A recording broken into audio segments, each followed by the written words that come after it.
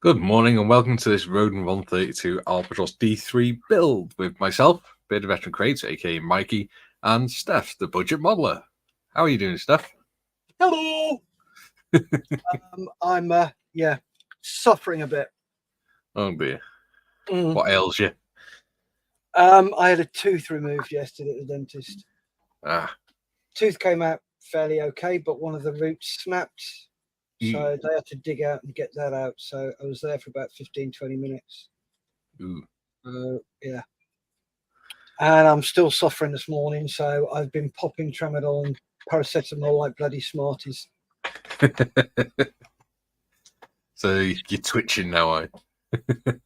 If we start twitching, we know why. No, if I start twitching, I'll fall on the floor, and if that happens, call the ambulance. I can't. I don't know your address. I can message you. I can actually find out from her. Find it on this one. Send help. Tap it out in Morse. Yes. If I knew Morse, I would. So yeah, that's. I'm just glad you're running the show today. So, how's you, Mikey? I'm all right, buddy. I'm happy as ever. Good. I'm the jolly fat guy in the corner. I'm always happy. Good. You've been busy this week, other than getting pliers stuck in your gob. Yeah, fairly busy. I've been working on the cauldron. That's coming along quite nicely. I want to get that finished and done, like this one for Milton Keynes at the end of the month. So that's my aim, is to get those two finished, to get them down there. Once I've got the cauldron finished, I can then start on my kit bash, which is a surprise. So that'll be going out. That should be fun. So we'll see what we see where we can get with that. I doubt very much whether I'll get that thing finished by Milton Keynes, because I ain't that prolific. Yeah. So we'll just see. How's the Zero coming along? I haven't touched it since last week sometime. So I've done nothing this week. I was wiped out by the NEC last weekend. Yeah. Just 2 days of wandering around the NEC doing Models for Heroes stuff and getting full body scanned. But don't tell Gary Morris, because he missed out when he was there on Saturday. He should have been there on Sunday. Are you going to be creating 3D prints of yourself? And my wife, yes. Yeah, excellent. So is John Mayfield. Excellent. The guys at Model U, they're the ones who did it for us. They also donated a load of their brand new RAF ground crew from World War II. Yeah. Oh, they're stunning prints. Stunning prints. Nice. Really nicely done. You can't see any layer lines. They're so well done, it's ridiculous.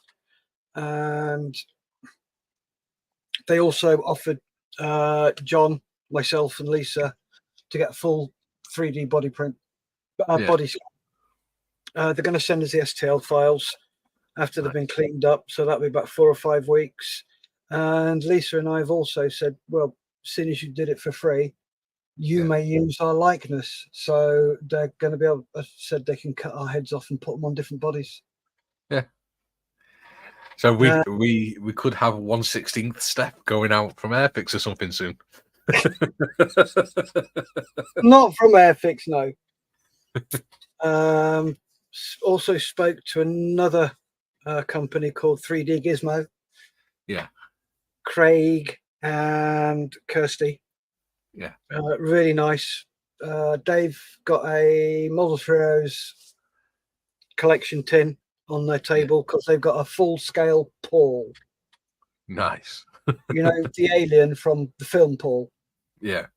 They've got a full-scale one of him. So every time somebody asks if they can get a photo, yep, not a problem. Do you want to pop a donation in for us then? Brilliant. And he's got some little signs about yay big, which says 3D Gizmo. Yeah. So I checked with Malcolm. Malcolm said, yes, you can. So I asked Craig if he could design some for Models for Heroes. And he's like, yep, not a problem. So we're having those on the table. And I was chatting with him about the full scan we had done. Yeah. You lucky bastard. What are you getting? Are you getting a figure or are you getting the STL? I said, I'm getting the STL because I've got a 3D printer at home so I can print myself off. Yeah. Oh, very nice. I said, you want to borrow my head, don't you? And he went, yes. He has got some amazing prints as well. Yeah. So, yeah, quite very, very lucky then. Very lucky to get that done. Yeah. Where's my dog? See if You I've can have got an it. army of 135 Steffs. Oh, hell yes. What a good idea. Yeah. I think that'd be quite cool. That'd be very cool. You could do yourself as a pilot or anything. Yeah. Really Right. good fun. Where are we? Whilst you're looking for that, I'm going to go through the comments because we have got a load already. Yep. Okay, so I'm going to rattle through these quickly. Steff says, oi, oi. Wrong. Oi. Tiff says, oi, oi. Steff says, oi, oi. Mike says, oi, oi. Duke says, good day, blokes. Good day, Duke. Jim says, good morning, gents. Good morning, Jim. AD says, hello, Jeebus. Hello, AD. Tiff says, hey, AD. AD says, hey, Tiff. How's you? Jim says, sorry to hear that. Steff, teeth problems are bloody awful. Feel better soon, mate. Thank you very much. Tiff says, not bad today, AD. How are you? AD says, not bad, just getting ready for work. Duke says, ooh, I feel your pain, Steff. It's good fun, isn't it? No. Gary says, good morning, plasticators. Good morning, Gary. Oh, he's in. Shh, don't tell him about it. Tiff says, nice. You'll be seeing more Queen Anne. Southampton is going to be her home port. Oh, yeah. nice. Have you seen that in Discord? He was responsible for docking the new Queen Anne cruise liner. Oh, he was the reason why it got bumped. Yeah. He took some photos of it at the dockside last night. Nice. It's stunning, all lit up. Tiff says, morning, Gary. 80 says, we have all three in this weekend. 80 says, good morning, Mr. Morris. Gary says, there ain't no scanner big enough for me. Yes, there is. It's Malcolm we need to worry about. Off with his head. Gary says, morning, Tiff. Morning, Otis. Mr. Skelly says, howdy, folks. Morning, Howdy, Dave. Steve. Tiff says, hey, Dave. Gary says, morning, Mr. Skelly. 80 says, we're going to do a video of Queen Anne with me singing the song sitting on the dock of the bay. Every time he comes on, we play it to him and it's winding him up. Gary says, PMSL and 80. Couldn't call him Andy then. 80 says, hey, Dave. Dave Skelly says, those model figures were amazing. The chickens were cool. No, that's those Model U. That's the name of the company. Ah. So if you flick back to his, yeah, the name of the company is Model U. Ah, the Model U figures are amazing. Yeah. So that's the company who's doing it. They're just, they've got this new. Anyway, finish off and I'll tell you all about them. Okay. Tiff says, now that I'd love to see AD. The video about the Queen Anne and him singing. I mean, I'm assuming. I hope. Duke says, Steff, the Terminator. I like that idea. AD, we'll see what I can do, Tiff. I think that would be an interesting idea if people try and come up with ideas for what you could do with the 3D print of yourself. Yes. Let's do that. Yeah. Put in the comments an idea that you have that Steff could do as a 3D print of himself. And it has to be polite. Right, here you go. This is the full body scan that got taken. Oh, it's a D&D figure then. My God, I've got no arse. Look. I've got no bum at all. Oop. And I got a big bald spot. What, you didn't see that? But the best thing is, this is. Oh, come on. Wrong place. You can actually see and read what's on my tag. That is just mental. Yeah. Absolutely mental. So, yeah, thanks very much to the guys at Model U for doing that. You're an absolute bunch of stars. You could do Steff the Grand Wizard or something. Oh, yes. But it's finding somebody who can transpose my head. Speak to Rory, because he does sculptures on digital sculptures. Oh, right, cool. He, you know, all his 3D prints that he does of all different random characters. That's all stuff he's sculpted himself online. Yeah. Right. We've got loads more. Do you want to take us off full screen? Yeah, sorry. That's all right. Tiff says, yes, Mikey, that's the only thing I want to see. Geez, I'm a taken woman. Gary says, Steff bombing up a Tonka. I've already spoken to him about Ground Crew for the 70s and 80s. 80 says, I'm out. Dave says, oh, he's out because it's got to be polite. Dave Skelly says, 3D prints of Steff on a nuclear bomb a la Dr. Strangelove. Oh, yes, I like that one. Jim says, no rude and amazing shapes can we 3D print.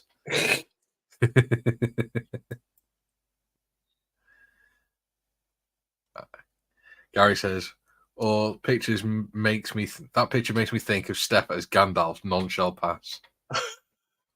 That's exactly what I had in mind. Duke says, "Zombie killer."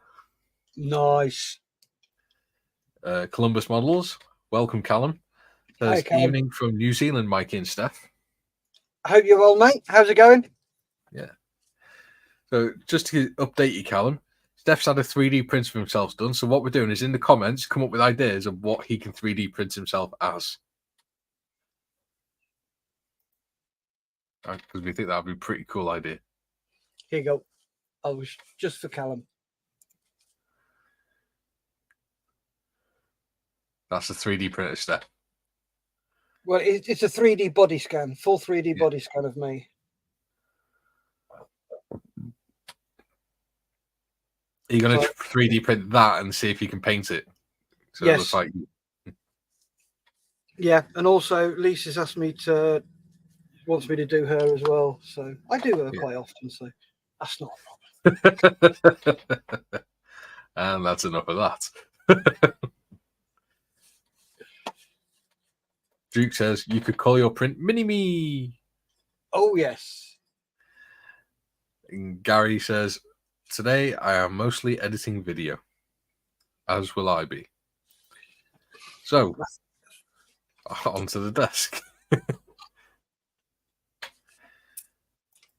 Have you got anything to show us that you've done this week, or should we go straight into the Albatros? Let's go straight into the Albatros. Yeah. We've had quite a lot of interaction today, haven't we? Yep. It's always good.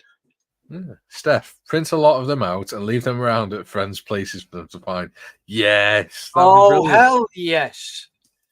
I love evil ideas like that. Leave one in the bathroom or something next to the toilet, stood up behind the toilet or something. Yeah.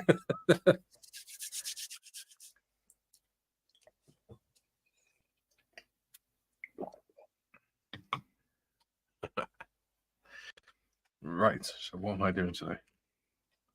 Oh, we're not going to show what we've got done so far. Yeah, we can do. Cool.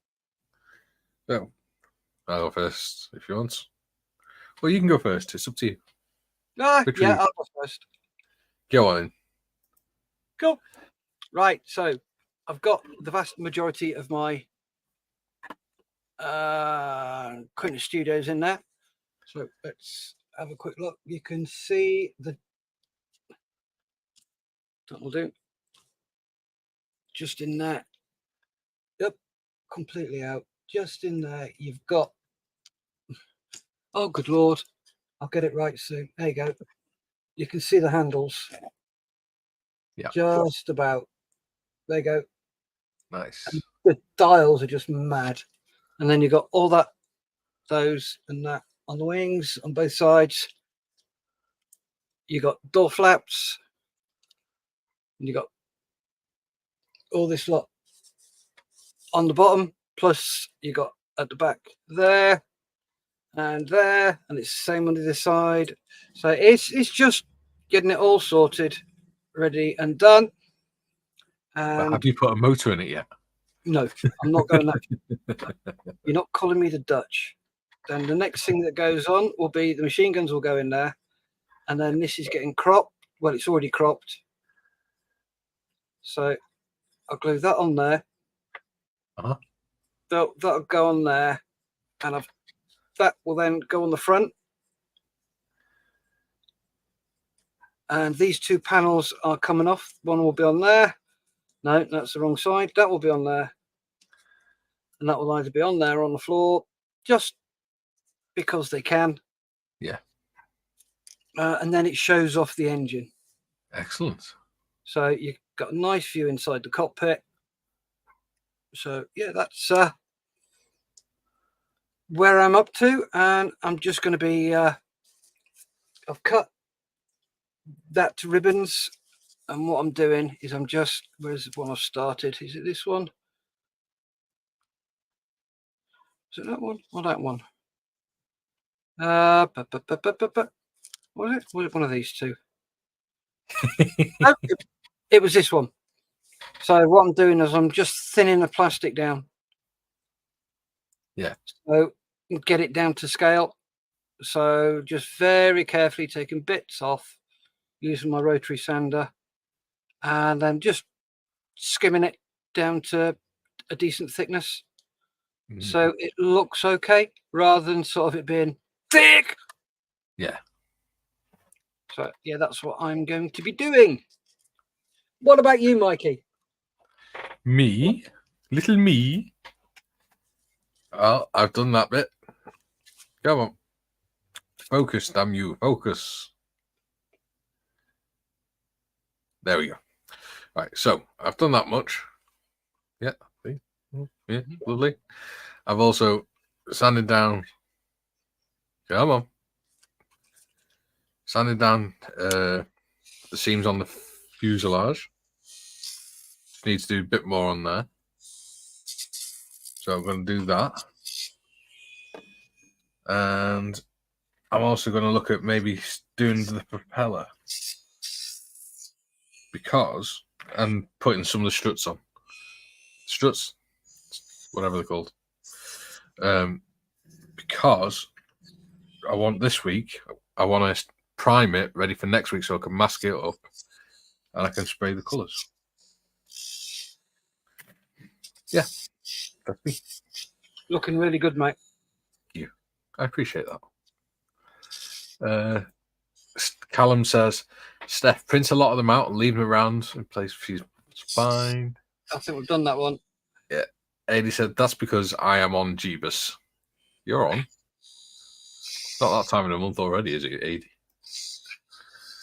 Jim says, how forgetful of me. Albatros. Yeah, whenever I mention it in a live stream, Jim always comes on and goes, Albatros. Callum says, can play Spot the Steff. That's something you could do. You could do one for Malcolm and then have it. You can have it dotted round in his shed, and you got to try and spot it during the live shows. That'd be a funny game. When we go on holiday, we go on we usually cruise. Yeah. And what they do is they put these ducks around the place, and when you find one, it's got a little tag with it, so you sign it. So I'm very tempted to print a load of me off and do that with me. Yeah. Well, Tiff's just said, do one of those things where people hide boatloads of rubber ducks. But it can be mini Steffs. Yeah. Liking your thinking, Tiff. Ooh. Columbus says instead of Elf on the shelf, it could be Steff on a.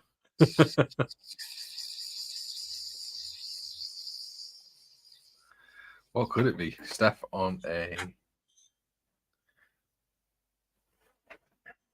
That's a really good. What does my name rhyme with? And it's got to be not well. Sorry, it doesn't matter. Anything. Yeah. Whether it's rude or crude, it doesn't matter.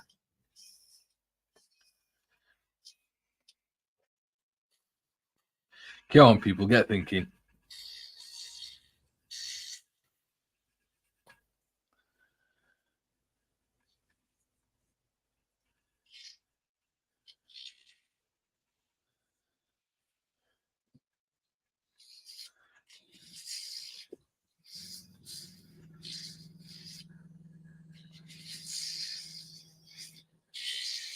Steffer on a heifer.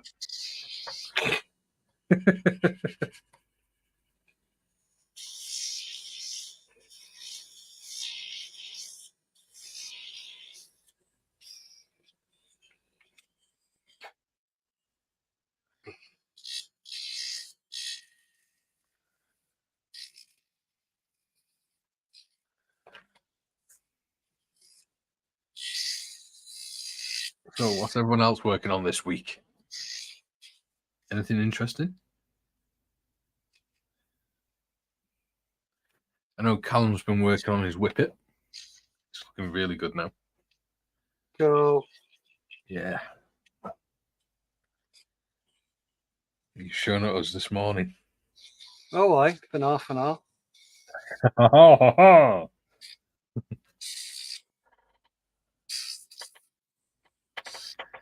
He needs to put a bit more glue in there.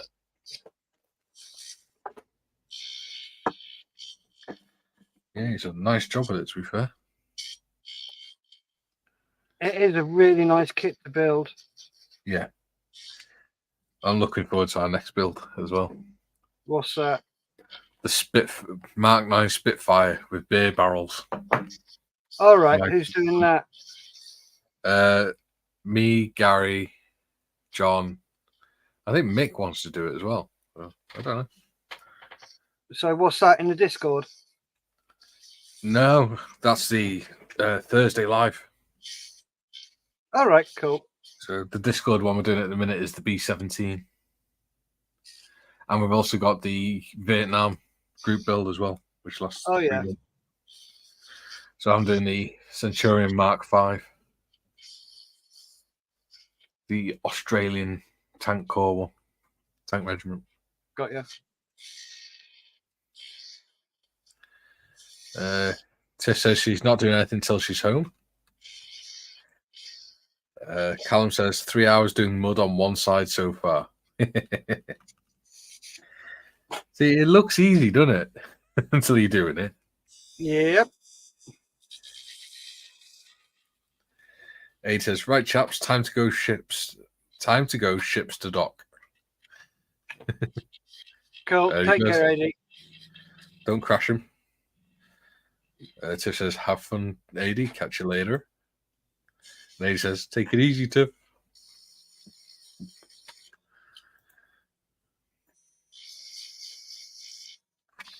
Oops, AD. Come on.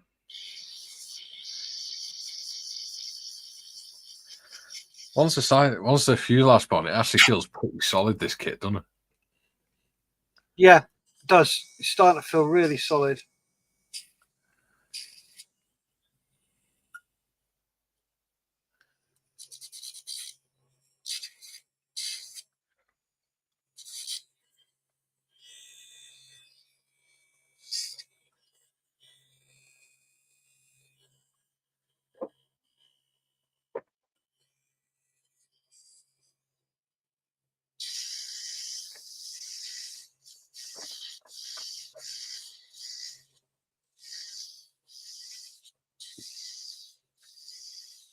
So, you got any top tips for us this week, Steph?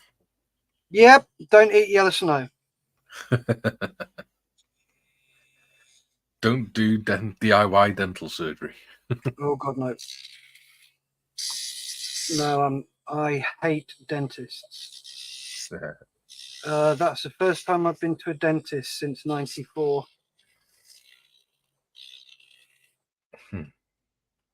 They just petrify me. Yeah.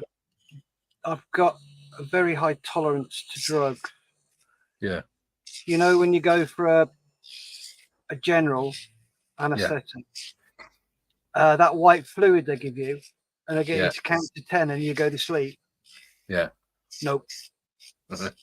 I just sit there and laugh at him. Well, last time I went to the dentist for filling, when I had to have a local injection, I had the what's the standard one that they give you? Yeah, I know the one you mean. Local anaesthetic. Yeah. Well, it turns out I don't react well to it, and I literally felt like, you know, that scene in Train Spotting where he's doing the heroin and he's sinking through the floor. Yep. That's what it felt like. Oh, no. I was laid back and I could see the dentist moving further and further away from me. And he said, "Are you all right?" And I went, "No, it feels really weird. It feels like I'm sinking through the floor." And he went, "I'll get the antidote. I'll now put it on your notes that you're not to have this one anymore." Yeah. So anyway, they have to give me double the amount. Yeah. To put me under. Yeah. So I explained this to the doctor, to the dentist. But what happened before is when I was a kid, at the dentist, he gave me the normal dosage and started drilling, and I'm squealing like a little girl. Yeah. Saying, "I can feel it." "No, you can't. You can't feel it." "No, you can't." "Yeah, I can." And then the service military dentist did the same, and I threatened to punch the dentist. And he's like, "Well, there's no need to be like that." I said, "Well, why don't you listen to me then, sir? I can feel that. That is painful." "Is it really?" Yeah. "Yes." "Okay, let's increase it then." Still did no difference. They had to give me 3 times the amount. Jesus. Yeah. And then I said to her, "How long will it last?" And she said, "Oh, you should be fine till about 3:30. This was at 10:30 in the morning. Had it done. Yeah. And by 12:30, it had worn off. So yeah, not a happy. Well, yeah, I was happy because she really looked after me. Very, very careful. She said, "If we can't get it numb, we're not doing it." Yeah. Because I need to get you numb because this is going to be a bit harsh. Yeah. And I'm like, no problem. I don't mind that. So she did a job right, and it was. I'm not going to say it was an enjoyable experience, but it wasn't painful. Yeah.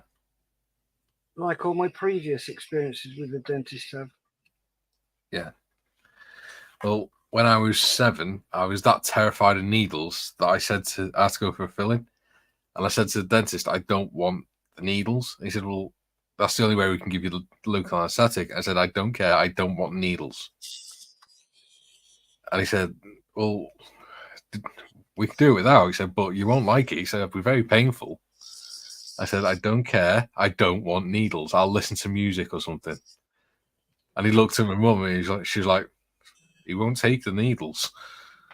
And he went, "All right, well, we'll try it. But if it hurts at any point, just tell me to stop and I'll stop straight away." And I put my headphones on and lay there listening to Phil Collins.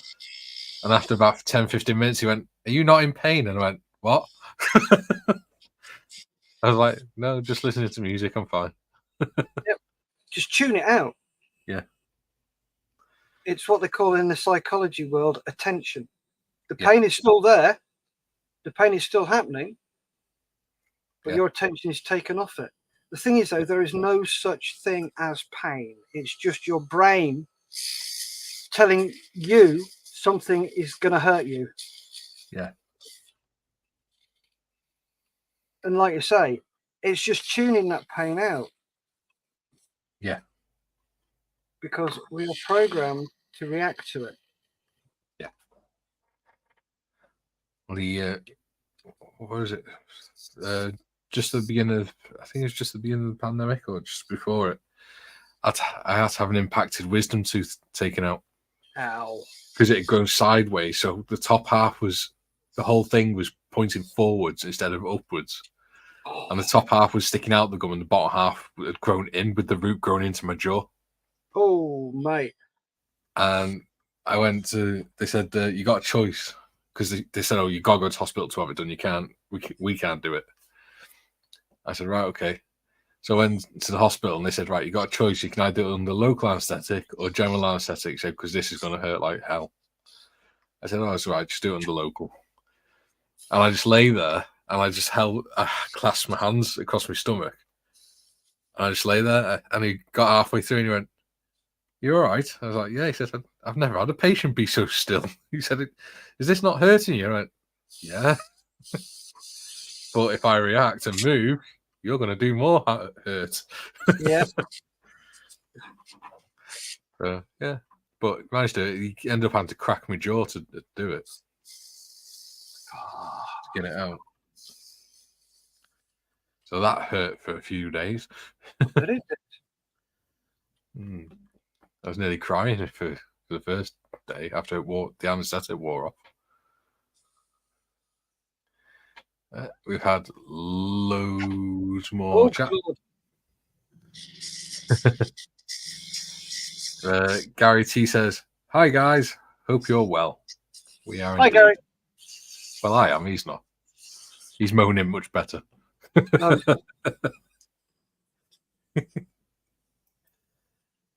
Tiff says, "Hello, other Gary." Model Officer says, "Morning all." Oh, Morning, better Jeff. shut up. Yeah, better shut up whinging about my pain. Yeah. Mr. Heart Attack over there. Yeah. Got to do everything one step further, hasn't he? Yep. Anything you can do, I can do better. This says Model Officer and then an emoji that's just come up as a square. So I don't know what it is. Jim says, "Had a bad experience with a lower molar filling last year. Told the dentist just gas me next time." You would have said that a few years ago. Especially if you're in Germany. You had to go there, didn't you? Well, he said just gas me. Yeah. You were ahead of me for a change. Yes. Well, this is the thing. When my mind works on history and engineering all the time, that's the sort of stuff I come out with. Yeah. Oh, it's got to be, isn't it? Yeah. Duke says there are 55 words that end in F, but 52 don't make sense. Steff on a chef or Steff on a Jeff. Probably aren't the best.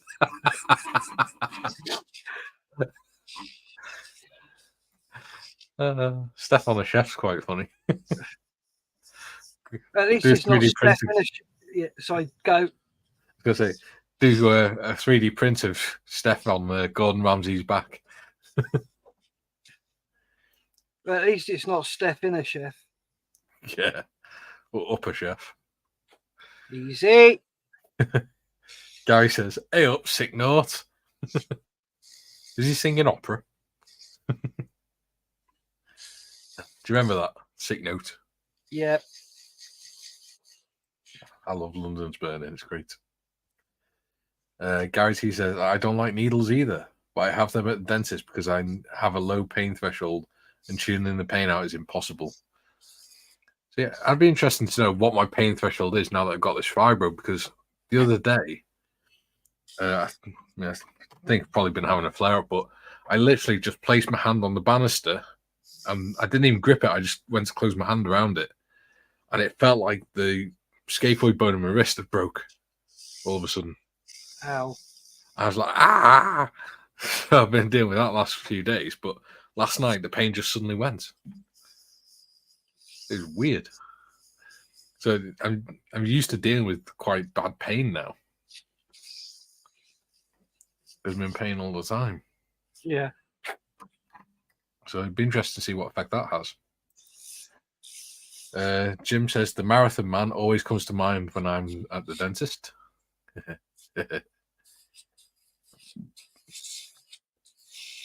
Not me.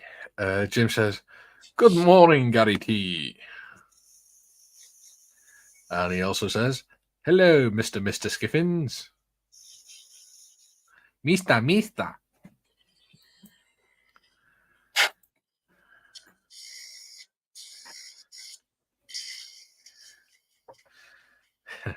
Steff on a chef. That's funny.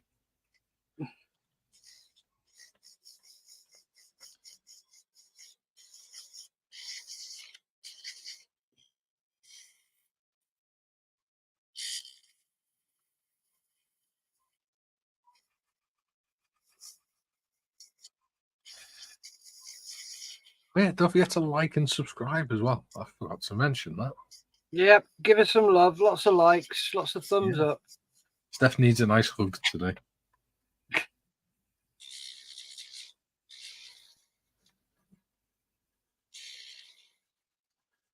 Let's see if we can get me to up to that 250. Because it's been hovering at 245, 244 this week. Been going backwards and forwards between them. That's looking much better. Super duper. Cool.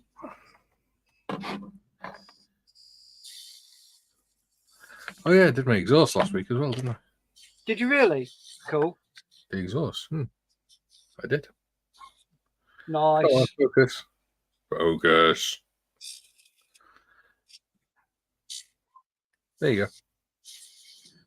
Looking good, mate. Looking good.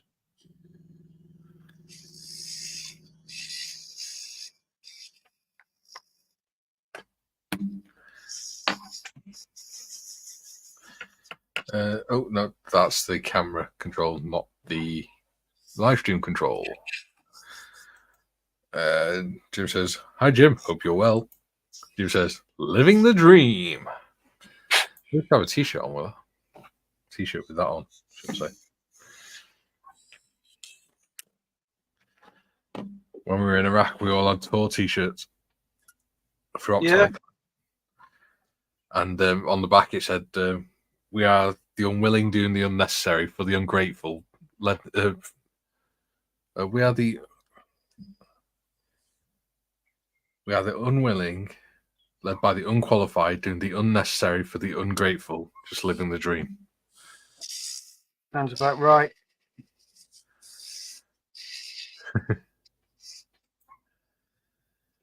Gary T says, I think I'm sad because I'm watching both channels at the same time on dual monitors. Nice.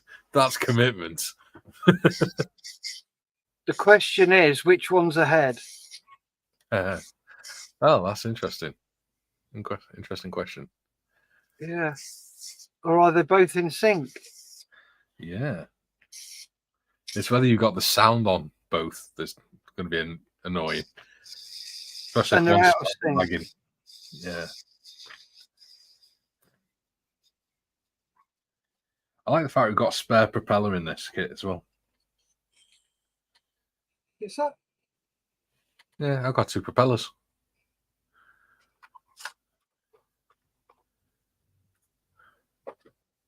Nope, I've just got the one. Unlucky fucky.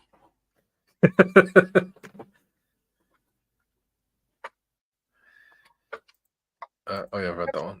Just the one. Yeah, Jim says, very good slogan, Mikey. Very true. Indeed it was. In fact, I actually got a bollocking for that t-shirt, even though everyone in the company was wearing one. Because a young one-pip wonder hadn't seen them, because we always had them under our shirts, and one day I didn't have my shirt on over the top. And he started having a go at me, saying, do I think he's unqualified? And I said, with all due respect, sir, you're fresh out of Sandhurst, and I've been in for a few years now. I said, yes, I think you're unqualified. I said, how long have you been out on tour? And he went, I came out last month. I went, yeah, you're definitely unqualified. You're straight out of Sandhurst, straight on tour. You've got no life experience. You're about 19. You're unqualified to lead this group. You're leading it by privilege of rank only. Yep. I suggest you sit down and listen to the sergeants. And what did he say to that? Apart He from was throws not very teddy happy. Yeah, apart from throws teddy bear at prom. Well, it was the same junior officer that a few weeks later, I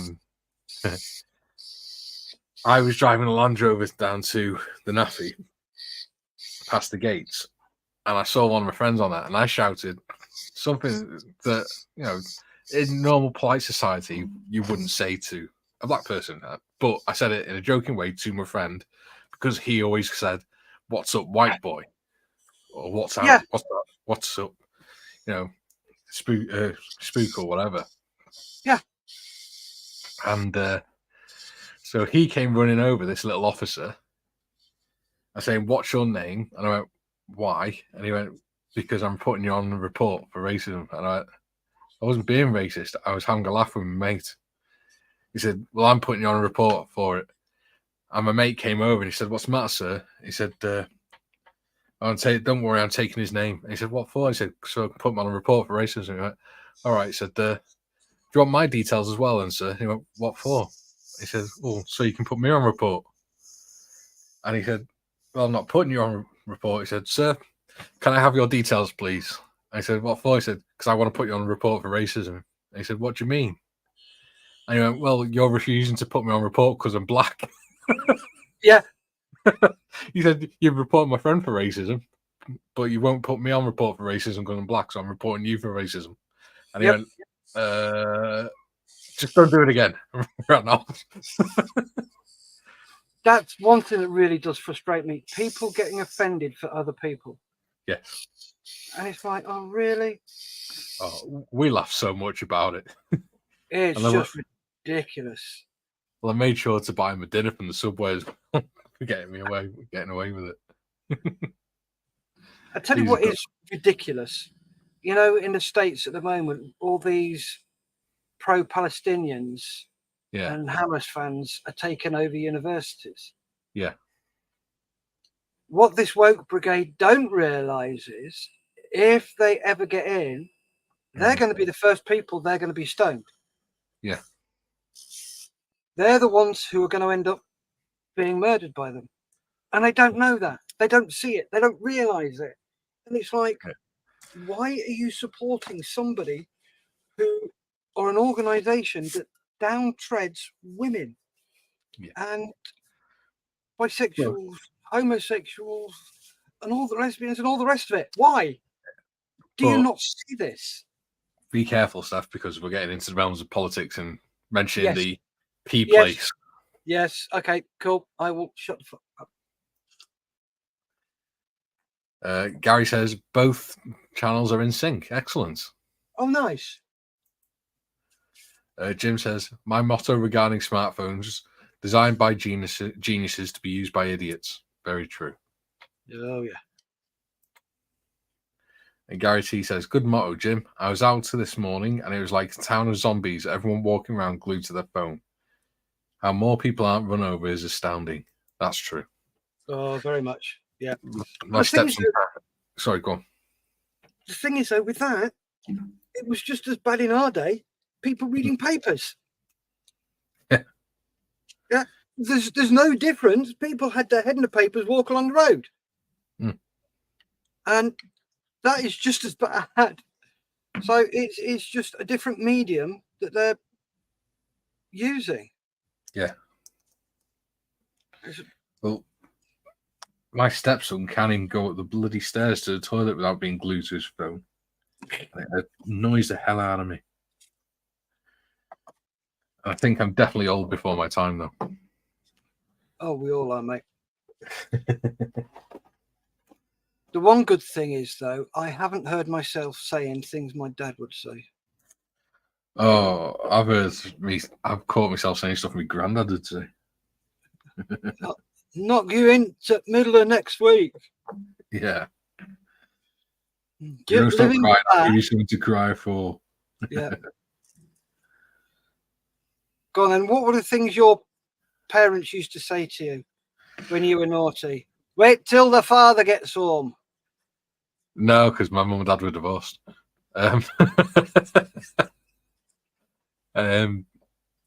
If you don't behave, I'll give you a Sally Wanger.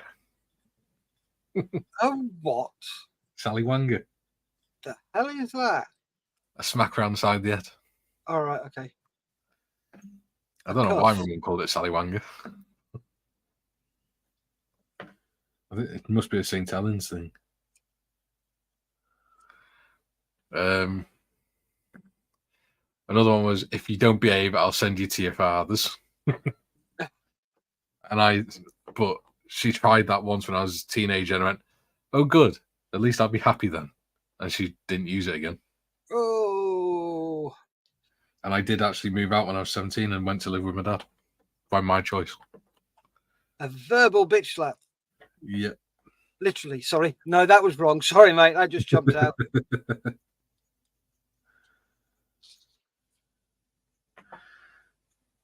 What was it? Oh, if you don't behave, I'll give you the slipper. Yeah. Okay, give us a slipper. Oh, you're going to hit me with it. I didn't say that. You're going to give me it.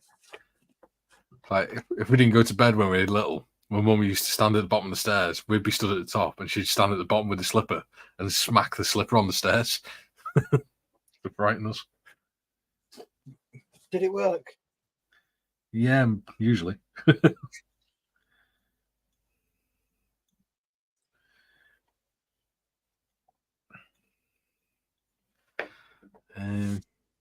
My nan, my mum's mum, who passed away in 2010, the way she used to punish us grandkids was she would hold our hand, put her hand over the top of our hand, and then slap her own hand really hard so that it hurt her, but we could still feel it.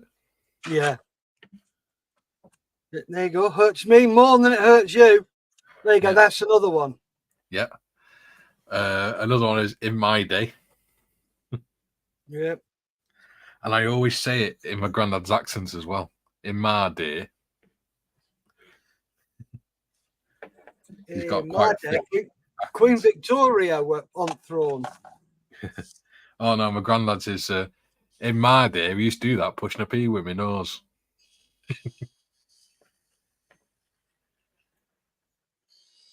I've actually got a photo of my granddad behind me. Not going to put it on there because he doesn't like his picture being on the internet. But it's actually a picture of me and him together when I came back from Iraq after the coming home parade. Cool. Looking very proud, which is nice.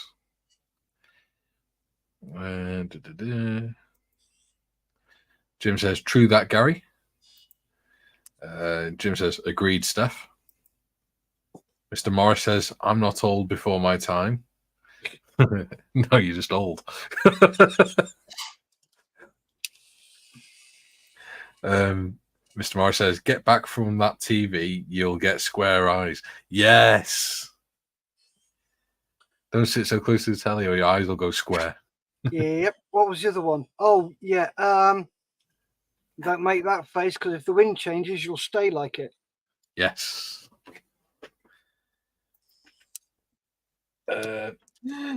Jim says, I hope the cockpit will be open enough for all the detail you've added, Steff. Yes. Yes. It will be.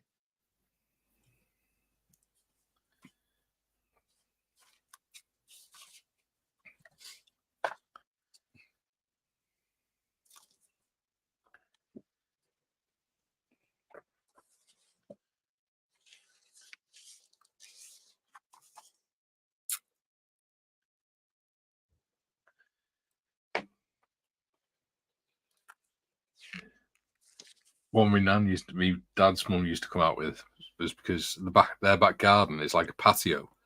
Yeah. And then it's got a set of stairs that go down another level, down to like a little tiny garden. Yeah. Before it goes onto a country road.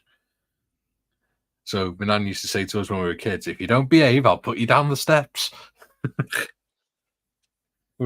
Because it had like a little underneath the steps. You had the garden at the bottom, but underneath you had this room that just had a metal gate. That was like a little prison cell, but it wasn't. It's just like an extra room underneath the garage. But it was always quite spooky. So she used to say, if you don't behave, I'll put you down them steps. What was that, pusher? Oh, my nan's lovely. She's probably one of the sweetest people I've ever met. I was actually shocked that when at 17, I was sat in a room talking to her while she was on the computer, and I actually heard her swear for the first time. I actually had to check she'd said what I thought she'd said.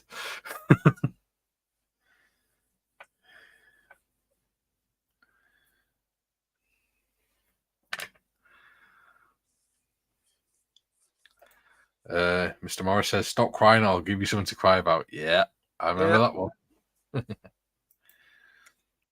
Jim says, "We used to hear from teachers and parents, don't make me cross." My French teacher, I used to deliberately wind up because she was French. She was actually French. English was her second language. So when she got angry, she would forget how to speak English and wouldn't realize she'd switched over to French. So she'd be ranting in French, and I'd just be sat there with my hands up, going, "What are you talking about?" And then she'd get frustrated with herself, and then stop. Yeah. Excusez-moi, mademoiselle, je ne comprends pas. Yeah. Quite often she used to just kick me out, and then the headmaster would come along and go, "What have you been kicked out for?" And I'd tell him, you go, "Stop kicking him out. It's not his fault if he can't understand you're ranting."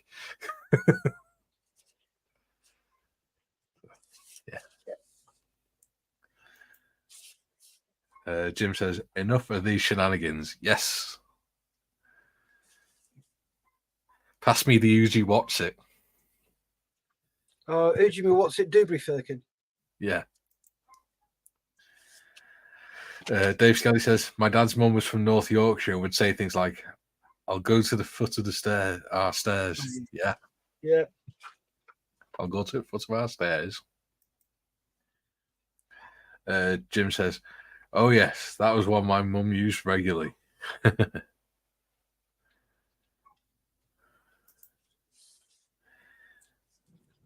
Jim says, "Stop these monkey shines."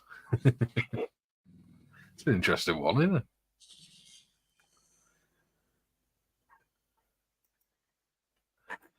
"Stop working." It was one of my mum used to say. Stop what? Instead of crying, she'd say, "Stop working." All right.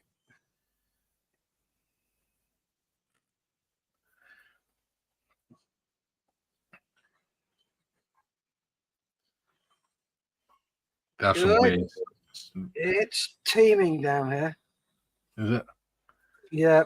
I think it might be rain drizzling up here, but I'm not sure. I have the curtains closed so I can control the light better.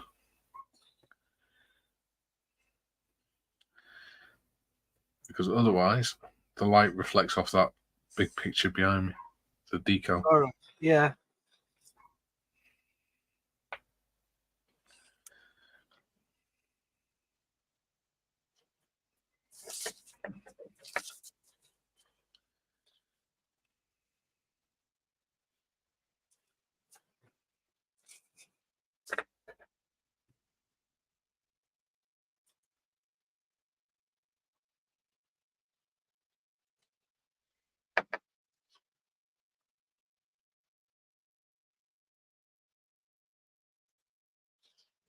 It just says, "If you don't stop crying, I'll give you something to cry for." Can't remember if it's already been said. It has, but yeah, you're right. And it just goes to show how these sayings, spread all across countries or even nations and things. Yeah. It's quite surprising how all these things end up being said to us when we're kids. Dave says, "It's my wife's family that have the head scratches. I'm as full as a gun. It smells foisty. I'm off down the cowie."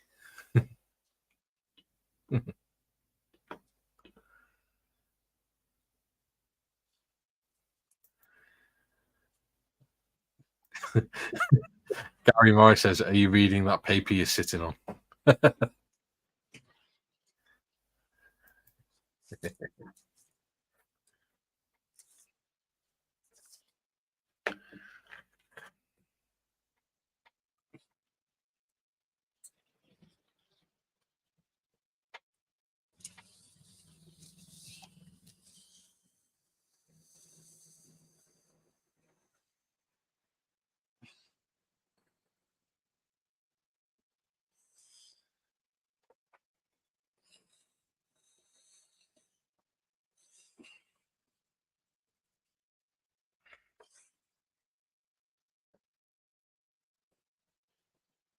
Another one is, you're right, cock. That's proper Lancashire. You're right, cock. That's one that always sort of made me cringe because I'm from North Wales, but all my family are from St. Helens. Right. So it's not expected. Over here, cock is either a bird or obviously a penis. Yeah. So I'd go to St. Helens to visit my family, and they, as soon as you walk in, they go, all right, cock. You're like, ooh. Why? Another one they say is they don't say no, they say nay in St. Helens. Nay. It We're could be going worse. down. Could be. Nyeh.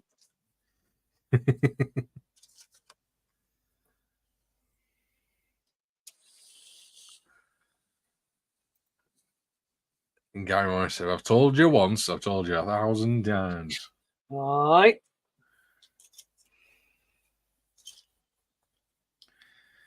Yeah, that's one I've always hated, nay. And they really elongate the vowels in a word as well. No. Nay.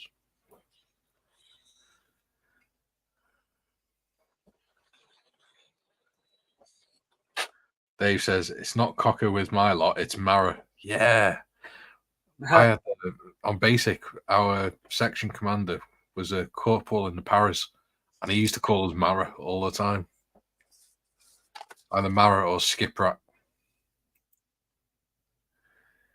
Jim says, cock over here is often slang for the male, rude and amusing shape. Yeah, that's what it means over here as well. It's just St. Helens are weird. Gary Morris says, the pub called the Eagle and Child in Chorley was known as the Bird and Kid. Not a spelling mistake. Oh, that makes sense. Oh, the Brid and Kid. Okay, that's a bit stranger. Gary T, do you fancy keeping the stream going all day? I have nothing to do this afternoon and I'll be bored. So if you can keep going until 9 p.m. tonight, that would be super. No, I think my wife might get the arse with me because I've got to cook tea. Oh, all right. If you want to come on Discord, you can always come on Discord and chat to us and things. It's okay. Tiffany says it's pet where I'm from or hun.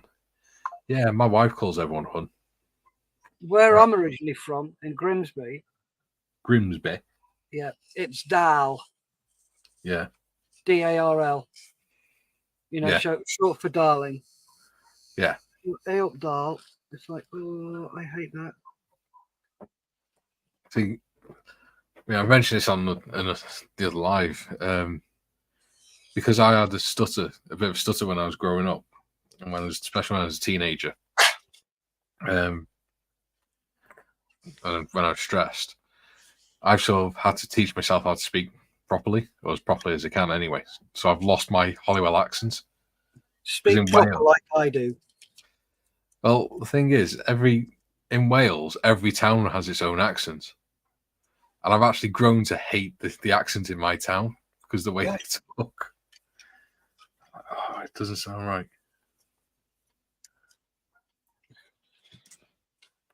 Everyone's called shill and things like that. All right, shill.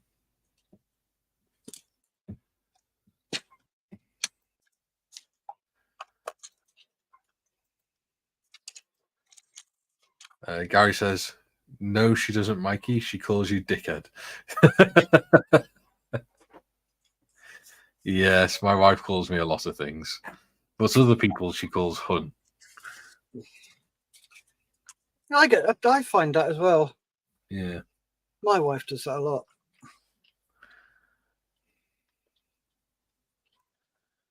One thing I have noticed is it's okay for women to go, when they're in the shops, to go, oh, typical man and things like that. Or men. When you're packing the shopping away and things like that. Because you haven't packed it the way they want it and things. Oh, no. Lisa's not allowed to touch that. That's my job. I have a set way I do things. Callum says, I have family in Glasgow and Wales. I barely understand them when I visit. Glasgow, I'm not surprised. Last time I went to Scotland, it was to... Oh, shit. What's that place called where everyone runs off to get married? I think it's something green. Gretna Green. That's Gretna it. Green. That's it. Yeah, that's where my sister got married. So we went up there for the wedding. And I went into a shop because I was smoking at the time. So I went in to buy a pack of fags. And the guy, and I bought a couple of other things. And the guy behind the counter, apparently he was trying to say, do you want a bag with that?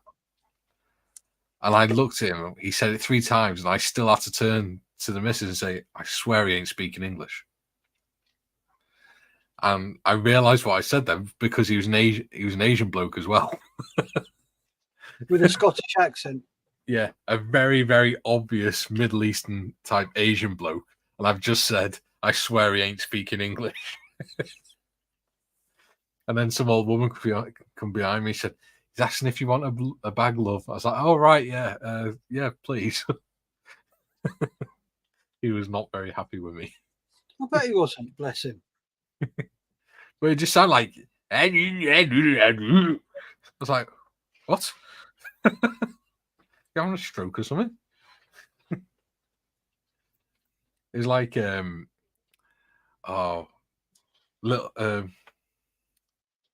Britain.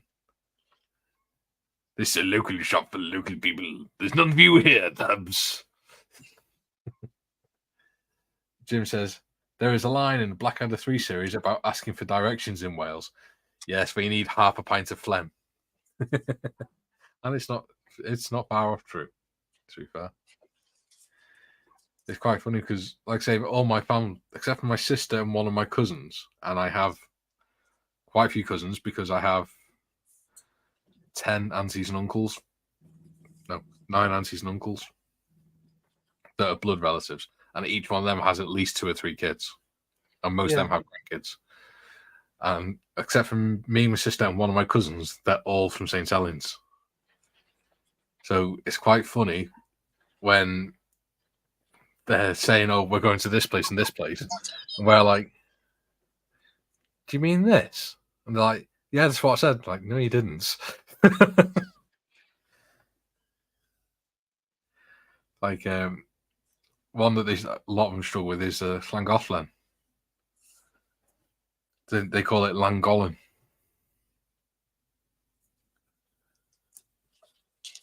Yeah. Or trying to get them to say a place like Ryddermewin and things like that is quite funny. The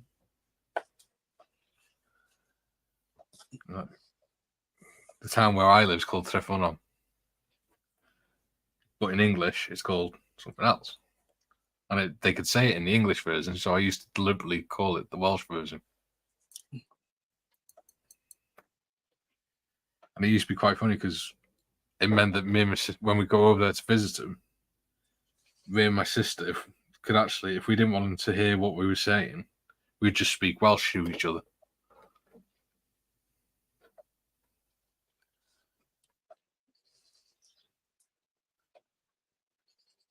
And then they'd go, Mum, Mike and Sean are swearing at us.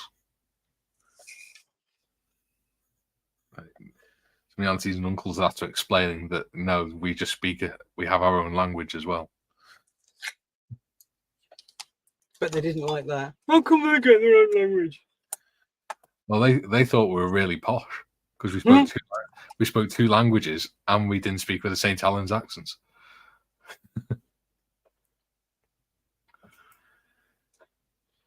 Tiff says, I'm used to the weedy accents, Glaswegian, as best is from Glasgow.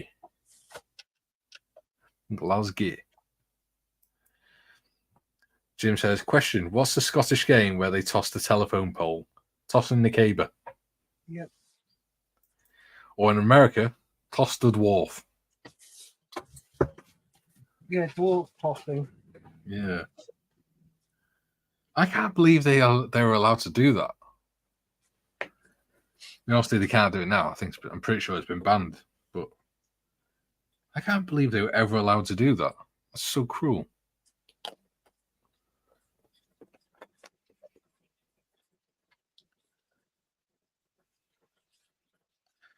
Having said that, I did the same thing in our D&D session last week.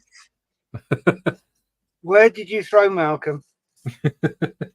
Well, my character is sort of, he's still learning about human culture and doesn't really understand what's acceptable in human society yet, but he's trying to learn.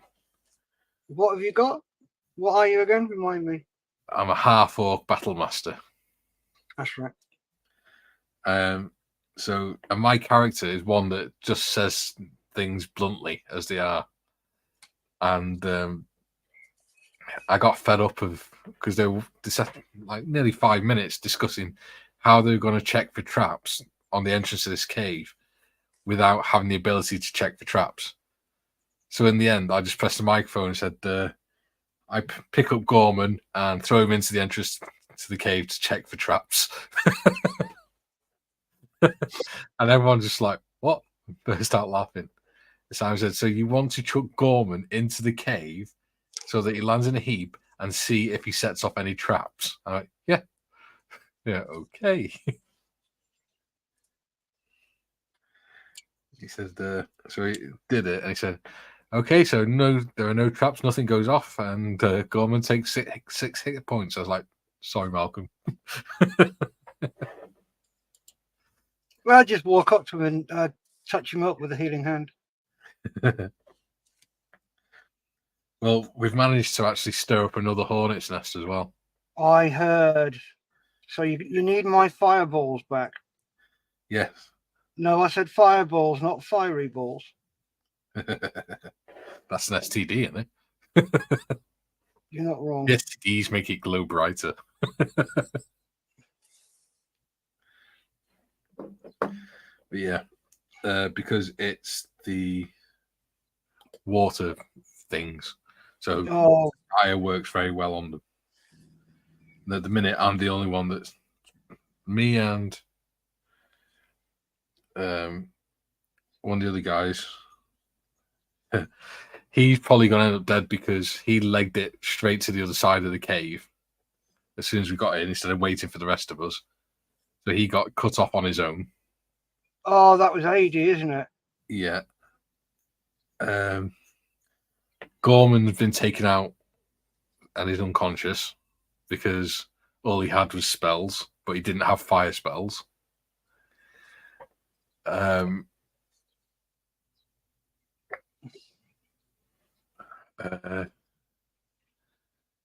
Tim,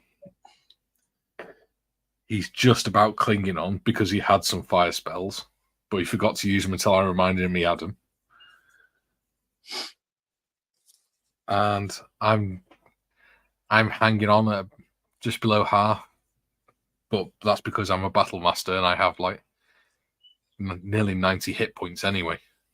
And I'm able to, when I can actually hit them, I tend to like wipe them out like half of their life each time. Well, have no fear, the bard is here. Excellent. Because I don't want to create a new character. I've grown quite attached to old Gorman.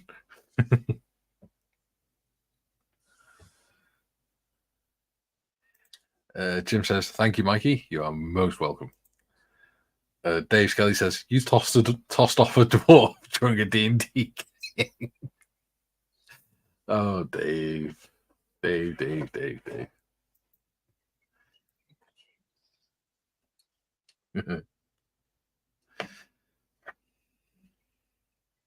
toss off a dwarf. I threw a dwarf in heavy armor into a cave to check for traps.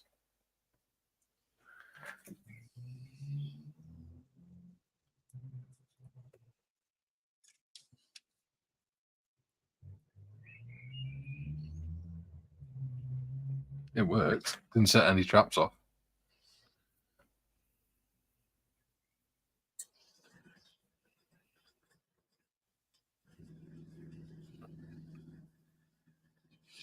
How are we doing for time? We've done 1 hour and 10 minutes. Cool. Loads of time. Yeah. Because time goes by so slowly. Your time can do so much. Oh, don't sing. Oh, no, I'm not singing. No, I'm just saying because the interesting modelling company got bounced the other day. Really? Yeah, one of them was singing a well-known song and it got muted. Huh. It's ridiculous, that, isn't it? Oh, yeah.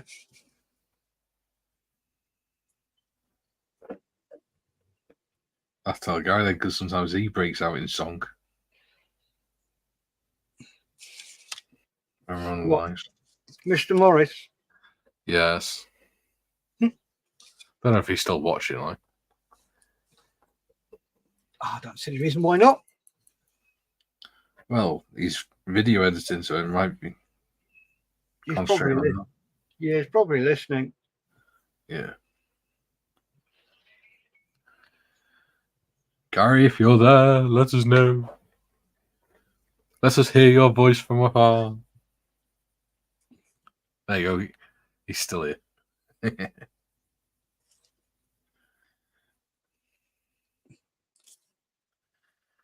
So, Gary, no more singing during live streams.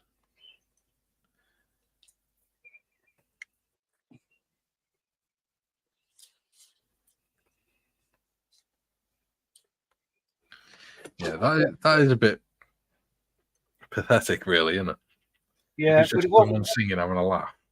It wasn't YouTube. Is the actual person? No, it's on Facebook. Facebook are quite strict on it, though, aren't they?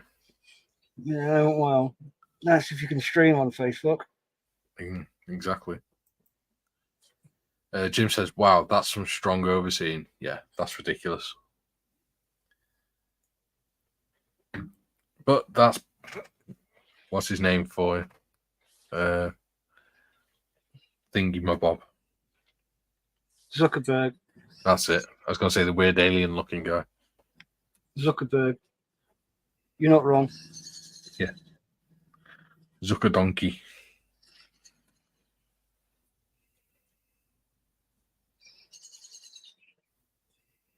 Yeah, Dominic the Donkey. I remember that. Oh, good Lord. Dominic the Donkey. Eat-up, eat-up, eat-up. Life at the tap end. I can't believe they actually made them into Christmas songs.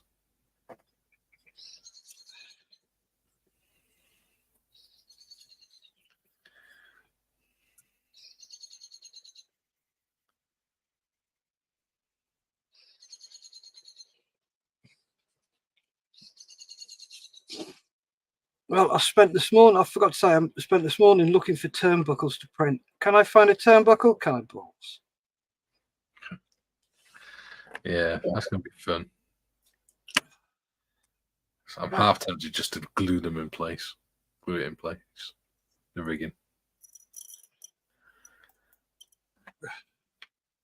Gary T says, if it stops people singing on streams, I'm all for it. Ha.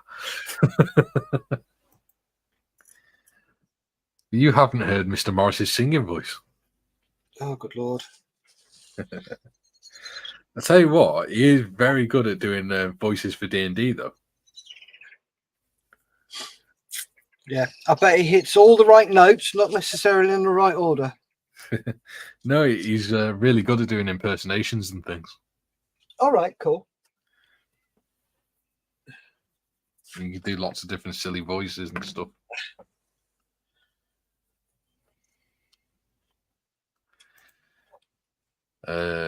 Speaking of which, he says, I've edited one video, uploaded it, and scheduled it to YouTube, and I've also got some more paint on my ME410. Might record the next video this afternoon. He's a All right. machine. He's doing like a video a day now and just scheduling them for the following week.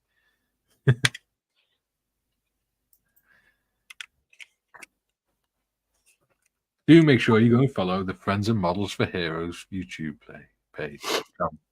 Channel. That's the one. YouTube thing, page, channel, whatever it is. Yeah. Right, let's close it up.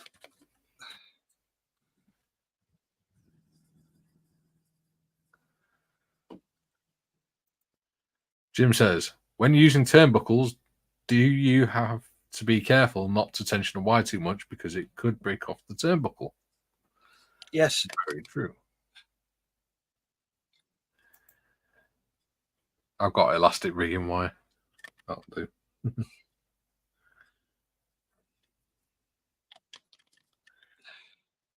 Don't have to tension it then. I can, as long as it's pulled straight, it'll stay straight.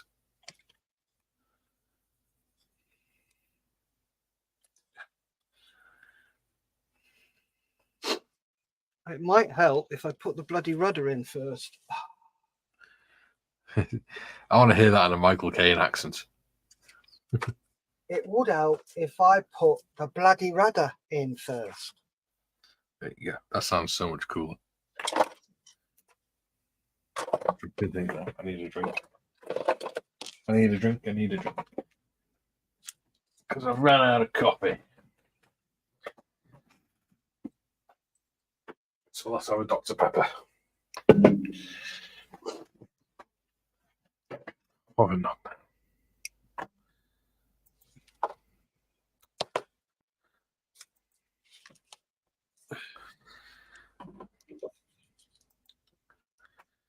Jim says, I can see where Easy Line would be the material to use for the bracing wires.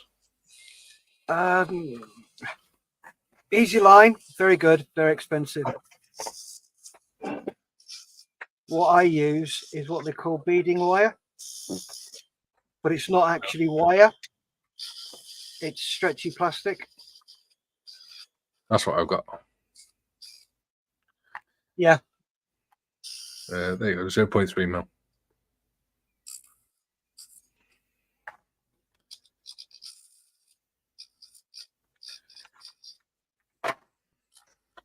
Should do the trick. Gary Morris says, you're only supposed to put the bloody rudder in. But not a lot of people know that. Yep. Jim Alscott, or perhaps thin SS wire cut to length. Is that what they used to put across the roads to stop motorcyclists during the war? SS wire.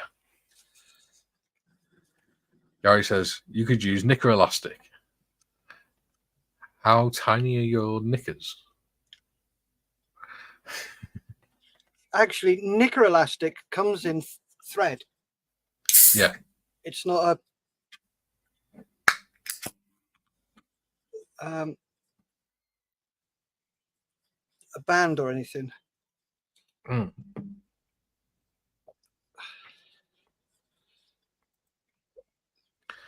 Jim says, oh, come on. Jim says, I see a lot of people using that ammo rigging material. Yeah, that's why I'm using it, because I've seen other people use it. And I didn't know what else to get. Because it's the first time I've actually done any rigging. Right. I think that's prepared. Nicely.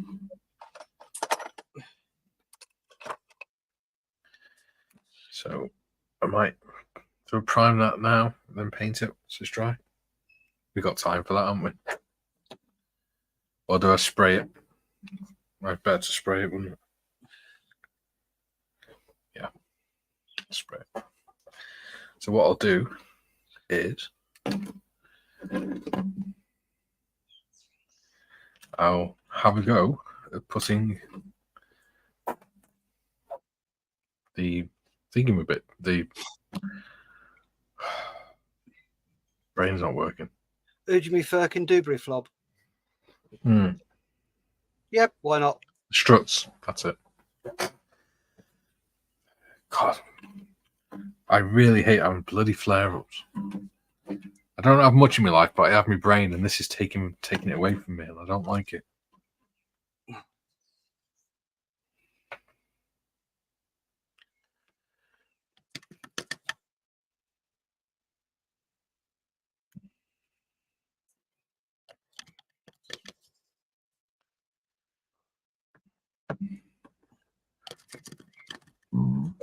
On me? Dr. Pepper, full of gas.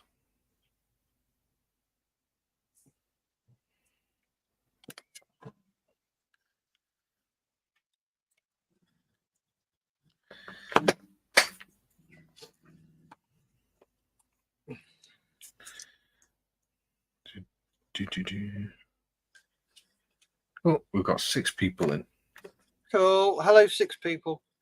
Hello, 6 people. We did have 10, but we bored 4 of them to death. And they sort of died. Isn't that our job in life? Yeah. But I do enjoy doing live, so I might do some more.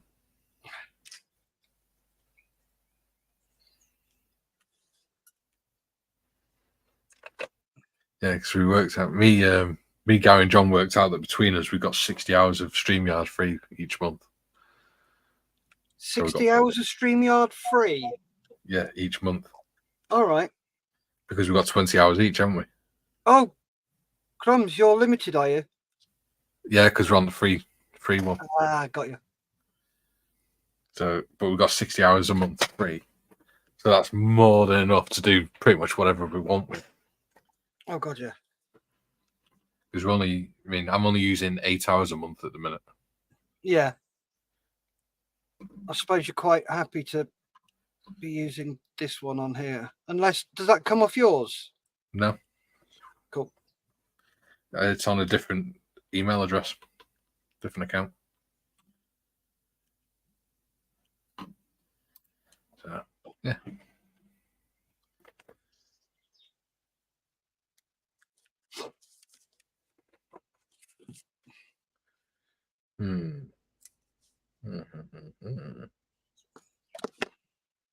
Oh, that one looks like it might be.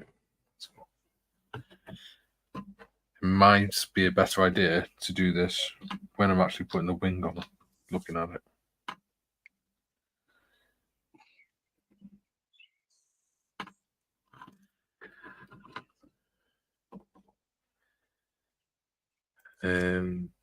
Gary says, "Ooh, I've just had a clothing delivery.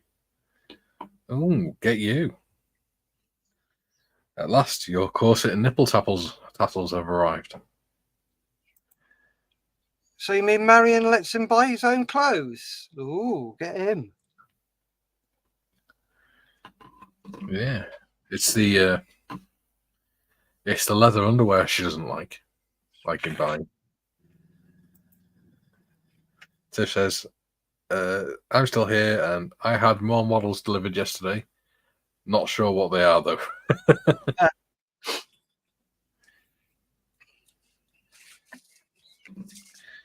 Yeah, I think this is going to be best done when I'm putting the actual wings on. This is going to be bloody awkward. What's that? The struts. I haven't looked at putting the struts on yet. So when I do, because they're fairly solid, the struts are. Yeah. If I can find them.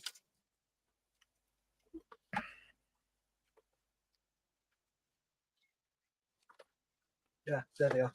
Yeah, they're often cleaned up. Actually, look at it. They're not that solid. No. They're quite flimsy. Yeah. So it might be an idea to... Have you got engineer's blocks? No. Right. No. It might be worth getting something that's square. Yeah. Doing the outboard one and putting them together just to keep them vertical. Yeah. Give me a sec. Let me have a look. Oh.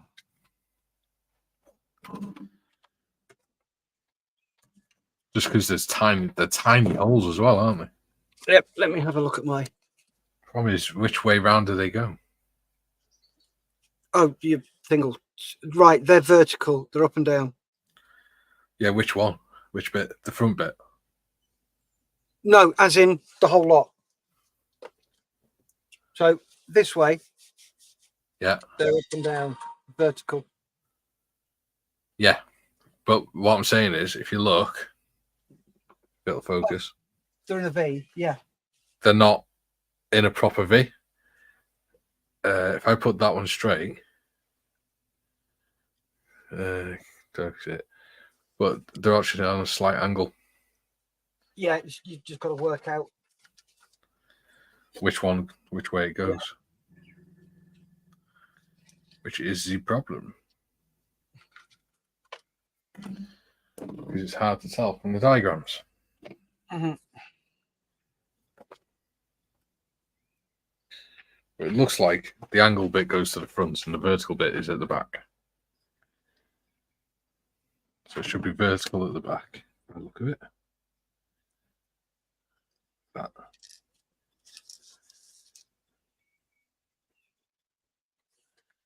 Yeah, because otherwise they point forward slightly. Yeah.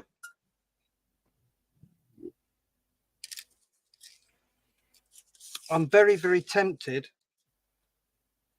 to snip that off, drill that out a bit and use wire. Yeah.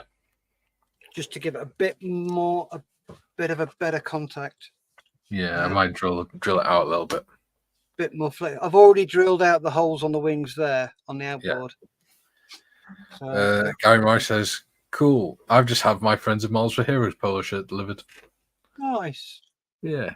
Are you going to be wearing it today, Gary? Or are you wearing it for your videos? Tiff says, I'm going to sign up next month when I get paid. I do it this month, but I only have 80 quid to last 3 weeks. Oh, bless you. Jim says, now I'm viewing this on Mikey's channel. Liked it here and on Steff's channel. Hey. Cool. Thank you very much. How cool is it that our fan base are that committed that they'll even watch it on both channels? Yeah. I think, what's the word we're looking for? Sad bastards. No. Delightful people. Wonderful subscribers. They're all lovely. They're all amazing. And we really do appreciate your company. It keeps us sane, stops us doing stupid shit. For the most part. Yeah. Well, apart from the stupid shit we do on the show.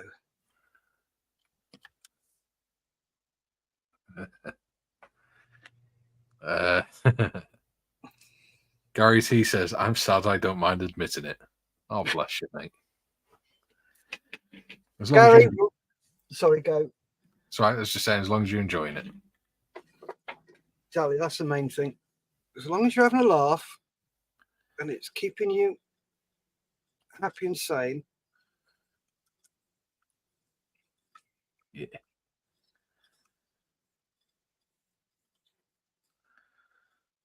See, the one that makes me smile is the intro I did for the other live, the Thursday live that we do. Oh, you're not talking about that one on here. Sorry. You don't talk about this one on that one, do you? Yeah. Do you? Yeah. Why? Why not? Of course you can. Yeah. The intro always makes me smile. It's quite funny, especially with the music as well.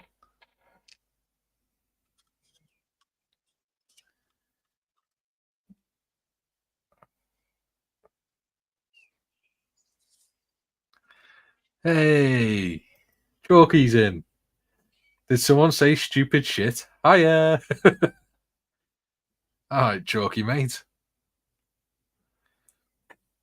Chalky is a veteran that I know from another channel, and he's been watching my lives and commenting on them but he's been. I think he's been a bit shy about coming into the chat until the last couple of days.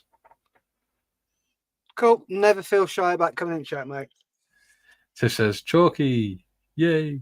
The question is, what was he? A veteran of what? He was Army. Oh, bless him. Yeah, maybe you should be embarrassed. Gary Morris says, I gave you a thank you last week, Steff, on our channel. Ooh, what for? Certainly wasn't the abuse you got at the weekend.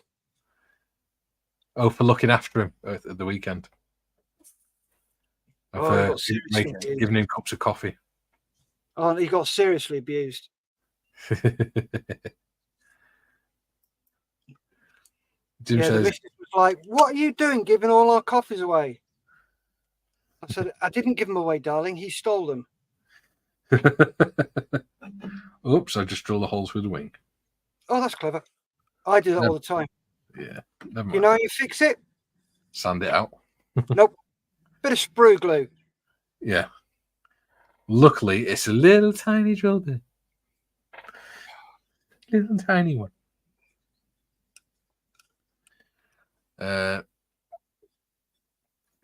Jim says, Garrity, chin up, mate. Take some time away from models for a few days and clear your mind. Every model has lessons to learn from it. It sure does. Tiff says, can't be afraid of us, Chalky. We're all teddy bears here. Some of us look like Sasquatch. Are you calling me fat and fluffy? No, I'm saying I'm hairy. Gary Morris says, for changing his shed around ours. Oh, schedule. Yes. For just in the schedule last week. We did appreciate it. No, not a problem. He also says, Tiff, you're going to be a bear. If you're going to be a bear, be a grizzly. DJ Sonic's in. He says, hi, guys. Hello, DJ Sonic. Hey, Stu. How are you doing, Stu? Chalky says, half, isn't it? it's her best friend, yeah. All right, her best friend, sorry. I apologise. Yeah. I got a cack in. Chalky says, not shy, just struggling to write with the English and stuff. Chalky, what were you in? I can't remember. The army. Yeah, I know, the army. Yeah. It certainly wasn't the sleeveys. Gary Morris says, hey, DJ. Chalky says, Sonic, watch your mate.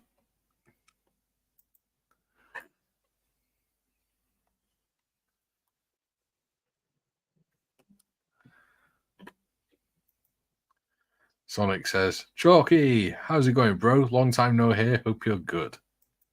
And hey, Gary. Hey, Gary.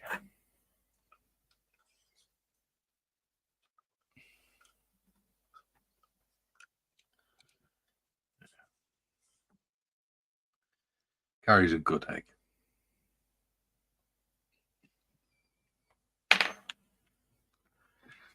Chalky said that he was in the Queen's Own Highlanders. Ah. Nice. Did you have a cold arse when you were marching around? Tiff says, DJ Sonic, geez, that one finger typing. Is it like old man trying to use computer, Tiff?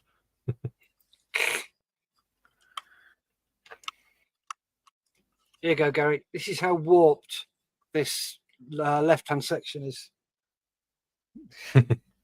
See, mine's come out all right. Oh, no, it's just this bit here's got warped. Yeah. So what you do is you get your black super glue, because this stuff is bloody amazing. Sonic says, actually, it's two-finger typing. I got better. Use the index and the middle finger now. Tish says, Gary, I'm a fuzzy bear. So the index finger has got two uses now. Yeah. Chalky says, yes, full kilt, my friend. Oh, bloody hell. Tiff says, true Scotsman, Chalky. And then Chalky says, Sonic, good to hear for you, bro.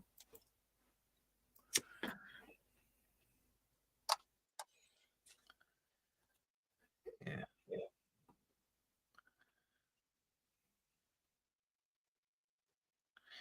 I don't know how you can wear kilts myself. Well, it'd be quite easy. Just wrap it around you and tie it up. Oh, I just don't like them. I don't think I could ever wear one myself. Mr. Morris says, chilly around the Trossachs. Chalky says, always a true Scotsman. Well, that just revealed more than what we wanted to.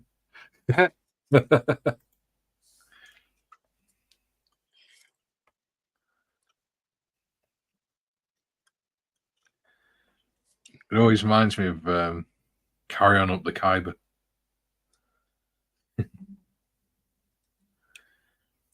When they defeat the enemy and get them to retreat by all standing in line and lifting their kilts up.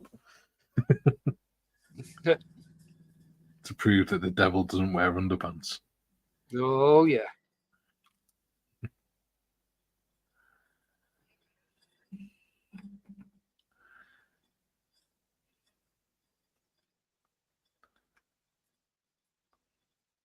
Tell you what, these mini drill bits are lovely and sharp, aren't they? Oh, yeah. I love my mini drill bits. Gary Morris says, devils in skirts.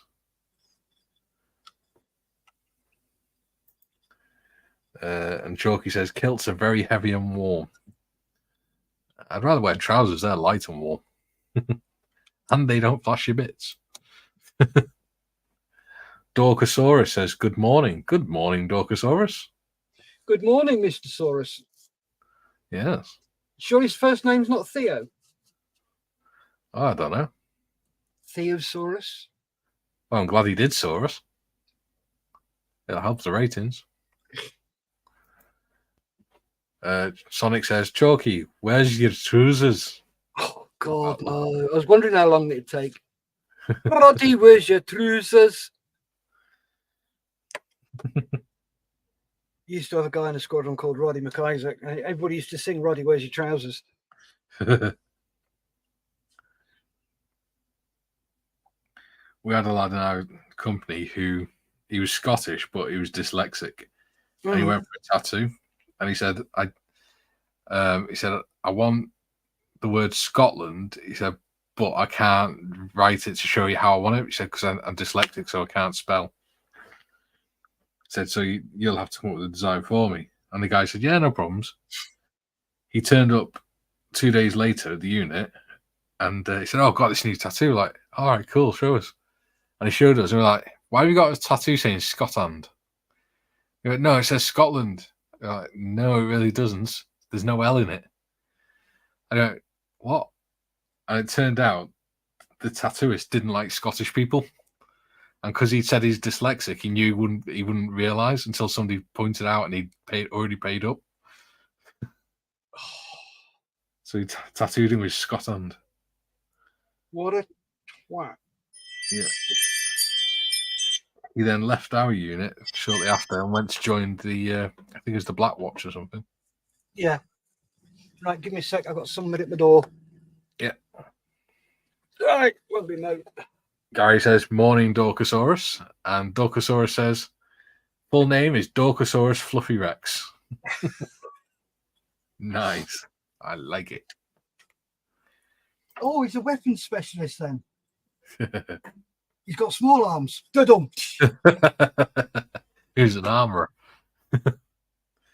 Chalky says, you get used to wearing it, and it's a fact that when the Scotsman puts on a kilt on, he grows in height. Yeah. You have to stop your bollocks dragging on the floor.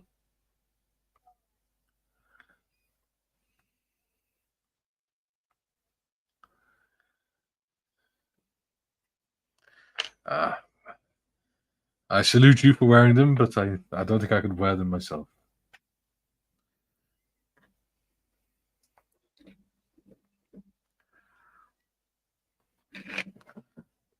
They're becoming more. They became more popular in weddings in Wales as well. Hello, darling. Appointments until Thursday. Cool. Okay, so I'm still on a lot of life for you.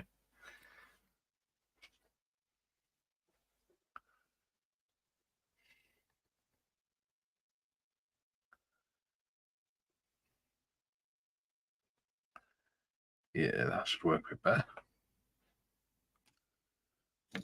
Drill and rats work lovely.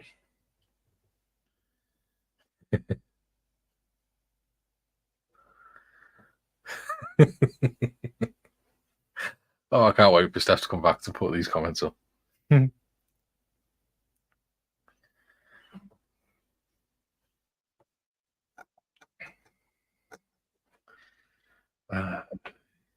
He's going to love it, he is. Bloody love it. Where's my glue? My top tip for the day. With your glue, put a rubber band around the cap. It makes it much easier to open. Even when it's sticking, because it gives you a lot more grip.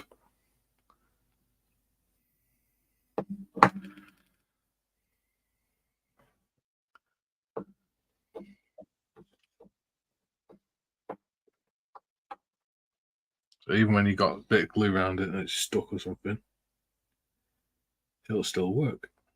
Still open it quite easily.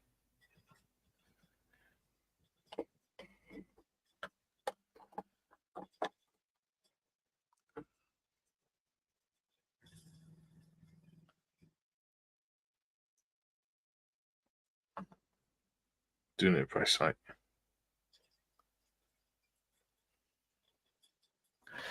I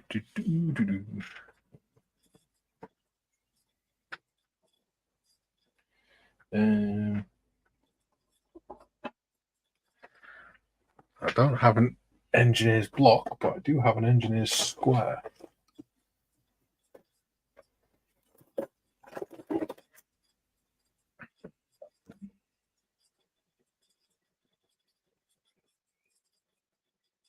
There you go, let's hold that to that whilst it sets.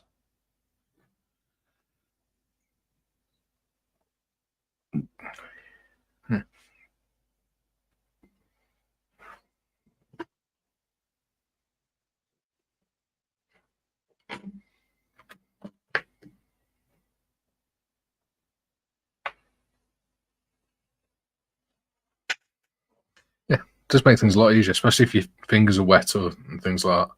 And you can do it tight. And I mean, if I grip it there, I do it, but use a lot more force. But with there, just do it. It's still tight. We've got some fun comments. Oh, I.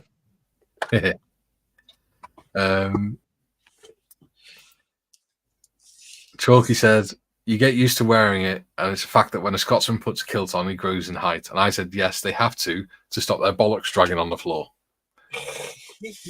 Tiff said, I almost choked on my cuppa there, Mikey. Jim says, during World War One, the Germans called the 51st Highlanders the ladies from hell. Chalky says, the bollock dragging is just for fun. Sonic says, never wore a kilt, but if I had to, it had to be in Rangers tartan. Chalky says, always. WATP, whatever that is. An acronym for something. Yep. Gary Marsh says, top tip that, Mikey. I will try it with me dodgy sausage fingers. So my tip, Steff, was with your glue bottles, put a rubber band around the cap to make it easier to open when you got your hands full and things. Oh, yeah. Because you can just do that then. Good idea, mate. Very good. Especially if you've got things like issues with that. I mean, like I said, the last week, I felt like I'd broken my wrist or some part of my hand because it was literally from there all down there. I couldn't move my thumb. I couldn't grip anything. Yeah. But what I could do is put the bottle like that and do that. Yeah. Bless you, mate. Sonic says RTID. Sounds like an STD. Duke says, good tip, Mikey. Thank you. Sonic says, RTID is read the instructions, dickhead. oh. It's a bit like RTFM. Sonic says, for the benefit of others, WATP stands for We Are the People Rangers Till I Die. Ah. That's football nonsense then. Yep. The fairy sport, as my granddad used to call it. Puffball. Yeah.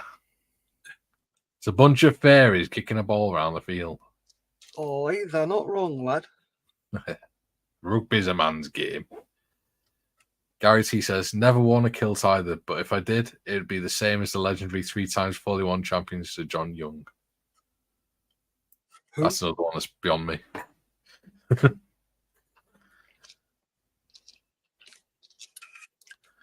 To be honest, I'm not that good at remembering like celebrity names and song titles and things like that. I've never have been. Yeah. History stuff, fine, go straight in, but stuff like song titles and things, I can't remember. Because I remember the other week I had a Metallica, I think it's that Metallica or Iron Maiden t-shirt on, and one of the lads on Discord, who you know is into heavy metal and stuff, Yeah. asked me what my favorite song was, and I was like, I don't know. I just listen to the songs. I don't particularly look up what they're called unless I need to find them. Yeah. So, Have you ever heard of Marillion? yes, they did a song with the same name as my wife. Called Kaylee. Yes. Do you know where the video was filmed? No. Berlin. Sorry, at the time it was West Berlin. Yeah. There you go. Bit of useless information for you. But when I first started dating, that's what I had my wife's ringtone as when we first started dating. So that I knew it was her ringing. Now I have a song called Sweet But Psycho on there. When I went out with one girl, she was silly. Yeah. And so I changed her ringtone to Garbage's Stupid Girl. She didn't appreciate that. Well, I had Kaylee by Marillion, and then I had the chorus to Crazy Train on there. All right. But unfortunately, one day when I was visiting someone in psychiatric unit, someone rang my phone and I forgot it was on loud. So all everyone heard all of a sudden was going off the rails on a crazy train. I'm going off the rails on a crazy train. Nothing wrong with that. Everyone turned around and sort of glared at me. I was like, oh, shit. Yeah, and it's nearly as bad as what my dad did to my mum when she had her mastectomy. Yeah. All my life I've been a kissing your right tit because your left one's missing, oh boy. And to be honest with you, everybody in the ward fell about laughing. Yeah. But now I've got Kay's ringtone set to a song called She's Sweet But a Psycho. Because it's quite funny. How is she, by the way? She's doing quite well, to be honest. Mentally, she's actually doing brilliant. But she's still not eating, which is a worry. Yeah. And she's still losing weight.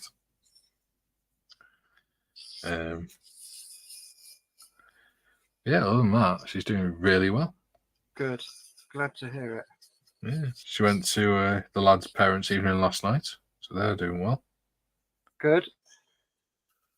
Yeah, she was quite happy.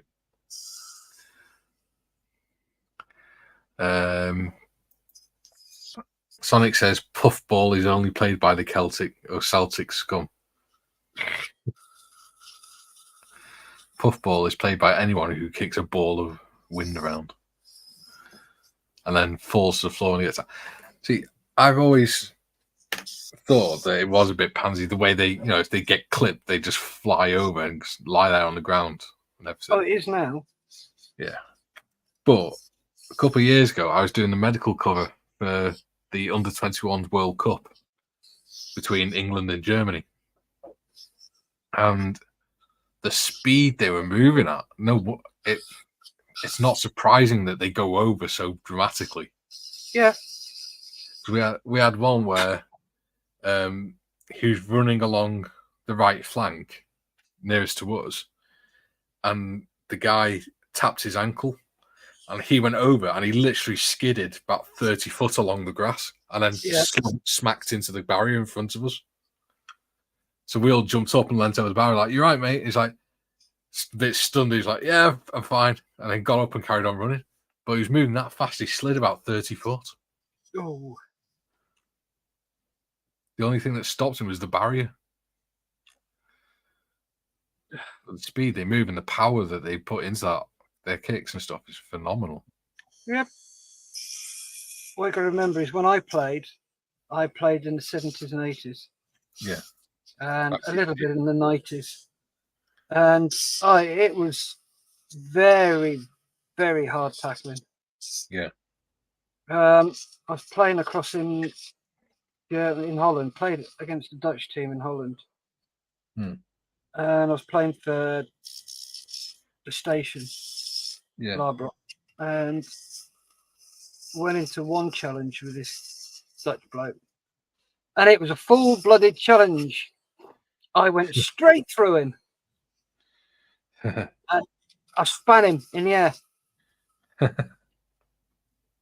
It was a controlled tackle. Yeah. But I went in that hard that we both hit the ball. But I was the only one willing to be committed to it, and I went straight through the ball, straight through, took the ball, and him. He did a somersault in the air. And whenever I went near him after that, he backed off. Well, I used to play rugby in school. We've been in Wales. We played rugby mostly. Yeah. And there was me, the two lads that were called the twins because they were identical, pretty much identical twins. And this other lad called Sean. And we always made sure we were on the same team because we were on the school rugby team. And there's a lad that we knew would, if we chucked past him or kicked the ball to him, he would either fumble the ball or he would panic and run away towards his own goal with the ball because as soon as he saw us running towards him. The guy called Sean ended up playing for the Wales under-18s, and he was like 6'5". And the twins were both 6 foot, and they're fast as hell. And one of them is now my brother-in-law. But yeah, we used kicking the ball, and he would either fumble it and run off without the ball, or he would, on a couple of occasions, he actually ran towards his own goalpost, and he was that frightened that we were going to tackle him. He looked back and then knocked himself out on his own goalpost. And that guy is now a police officer in North Wales Police Road Policing Unit. He's a traffic officer in North Wales Police. And I bet you get pulled over a few times. Nope, never seen him. All right.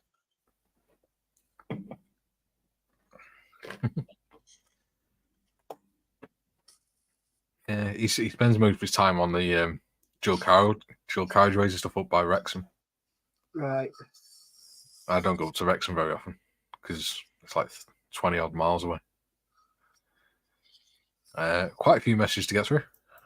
So, cool. Chalky, rugby is a great game to play and football is a great game to fight over. That's the difference, isn't it? It's especially with the fans. In rugby, it's have a fight on the pitch and then shake hands afterwards. With the footballers, it's have a fight on outside the pitch and then just take it out on the police. Yeah, it's like the old adage. Rugby is a game for hooligans played by gentlemen. Yeah. Whereas football is a game for gentlemen played by hooligans. Correct.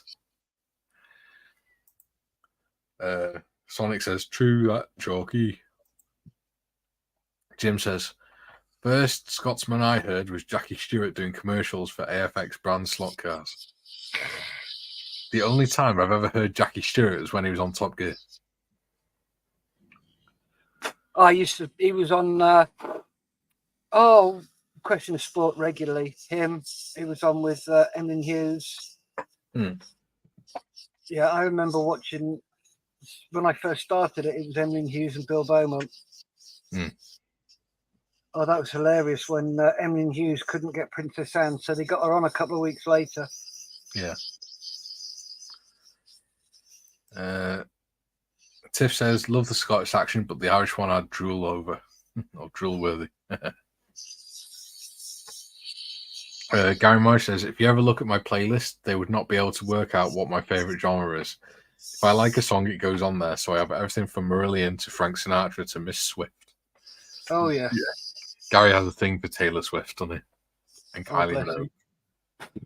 Kylie, yeah, I get that. Taylor Swift, nah. So you're young enough to be your granddaughter. I have playlists on this channel, actually, on my Bearded Veteran Creates channel. And I've set them to public because there's some that are motivational talks, some that are sort of inspirational music, some classical music, some blues stuff. It's all stuff that you can listen to whilst you're modelling. Yeah. Help you relax and things. And I think that's really important for people too, because a lot of time people struggle to find music that's relaxing for them and things like that. So I've sent it to public. So if anyone wants to check them out and listen to them, they're more than welcome to. Cool. Thank you, mate. It's all right. DJ Sonic says, Tiff, Scottish is the sexiest accent in the world. Fact. Tiff says, Sonic, you're biased. Sonic says, no, I'm patriotic. Jim says, we call them flops in America when an athlete takes a dive to embellish a hit and draw a penalty. Yeah. Chalky, I can barely speak English or Scots. DJ Sonic says, Jim, they must have learned that from watching the Tick play then. Dorkasaur says, I have enough trouble speaking English. I imagine so, with all that roaring you do. I tell you what, I've just got problems talking. The T-Rex in Jurassic Park, he was only asking for directions. Yep. Jim Look says, what they did to him. yeah. I mean, all he was doing was trying to catch up with that Jeep to ask him for directions, and they drove off and left him. Poor bloke was wandering around there for days. Jim says, Sonic, I believe you're right. Seen some real dramatics during World Cup play. Yep. And he says, question, are team fans seated apart from each other to avoid fights in the stands? Yes. Kind of. No, there's no kind of about it. They are. It depends what match it is as well, doesn't it? If it's something like Celtic and Rovers, then they definitely separate them. Oh, no. It doesn't matter. Hmm. Yeah, every single football match, there's segregation between the fans. Hmm. And there's no, well, it doesn't matter who they are. There are certain teams, and it's usually at the World Cups, where they are not so segregated. Some of the worst teams, international teams, are, yeah, England's got a bad name, but countries you wouldn't think, like Holland. Yeah. They've got really bad rep. Turkey, there's another one with a really bad rep. Yeah. So it's surprising. And then you get teams like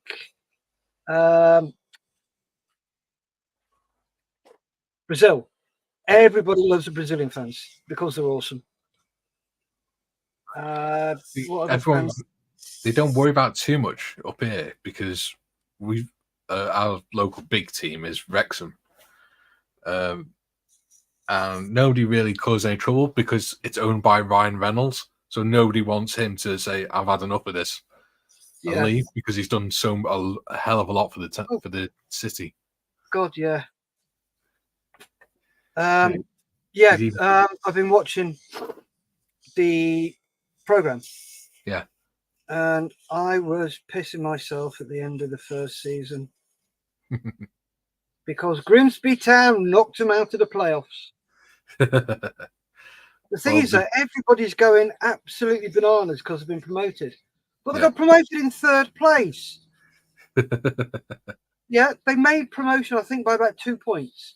Yeah, it's not like, so much that they've been promoted that they're happy that they celebrate. It's just before Ryan Reynolds took over, they were pretty much about to be forced to go bankrupt. Oh yeah, they were being wound down. Yeah, and now they're getting new parts of the stands built. They're being promoted and everything. Oh yeah, it's all going great guns for them. Yeah, and it's done a hell of a lot for North Wales. Oh yeah, it will do. It just goes to show what a bit of investment in a football team will do by some celebrities. Yeah. It's like that. There are a lot of ex-players now who are looking to invest in Wrexham. Yeah. Mesut Ozil has got a consortium together, and they're buying 5% of Wrexham. Yeah. It could have been any club that those guys purchased. Yeah. But Wrexham has got a lot of heritage. Yeah. Especially in the footballing world. But it used to be the main stadium for Welsh international football. Yeah.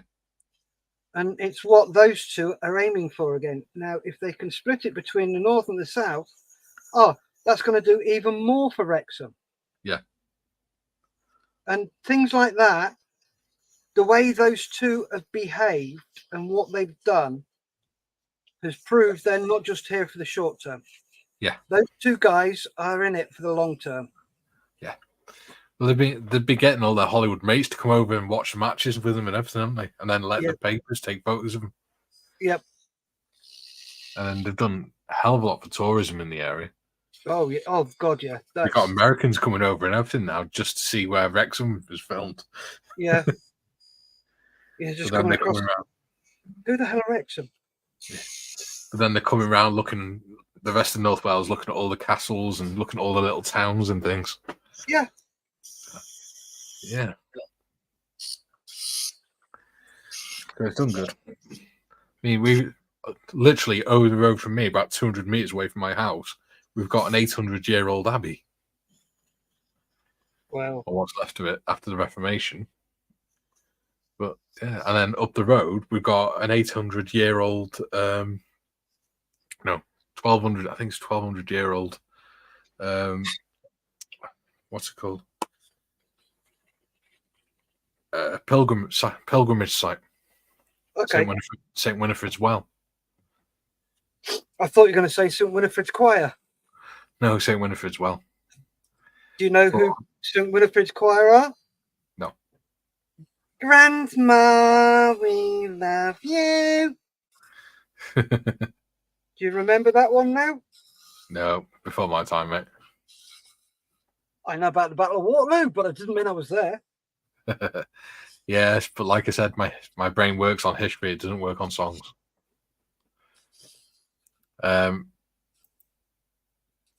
Chalky says, Jim, aye, buddy, but we are gentlemen and take it outside.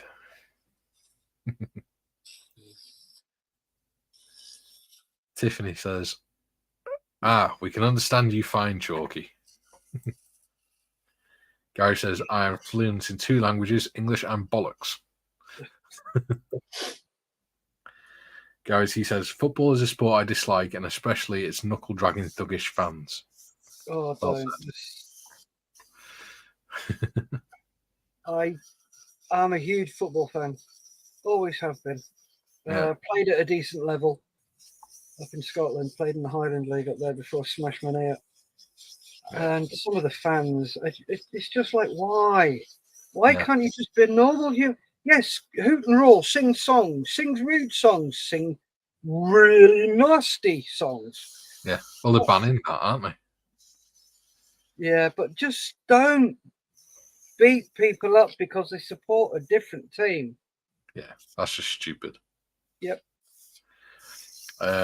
Sonic says, Jim, absolutely. During old firm games, Rangers versus Celtic, there's always trouble, bitter rivals, or enemies for a better word. Yeah, it's just childish, immature, and bollocks. Well, it's sectarianism. Yeah. That's what it is. That one is sectarianism. Yeah. That's like the epitome of not evolving into a modern human. Tribe. Must smash other tribe. Sonic says, I'm fluent in gibberish. Tiff says, Bearded Veteran Creates, it's 1 p.m. Yeah, it's all right, don't worry. Jim says, tragically in the US, there is occasionally deaths at sporting events. Stupid, terrible, and totally uncalled for. Yeah. That happens here sometimes as well, but it's usually cardiac arrests and things. Yeah. Especially if they've just shortly after the a certain thing was issued to the public over the last few years that we're not going to talk about. Okay. DJ Sonic says, not to be confused with Scottish, although they sound the same. Chalky on Jim, on Derby Day in Glasgow, it can be kill on sight in certain circles. Yeah. Mm. Well, they used to have literally gangs called firms, didn't they? Oh, they still do. Yeah. It's ridiculous. For example, West Ham's is called the Intercity Gang. Mm. The Intercity firm. Well, I was looking, I was watching a documentary about it the other week, and they were saying a lot of it comes from in the 80s and 90s where people, the blokes had lost a lot of their sense of community, like, because from working in the mines and stuff like that. Mm. All their sense of community had been smashed. So what they did is to find a sense of community and identity was they made these firms that would go and watch football and then have a good fight, get it out of the system, and then go back to work on the Monday. Mm. And it didn't just come from the 80s. It's from the 70s. Yeah. That started. That's what I mean, 70s. Yeah. See, before my time, football, I don't know. But yeah. It's people that don't know how to occupy their own mind and control their own behaviors. Yeah.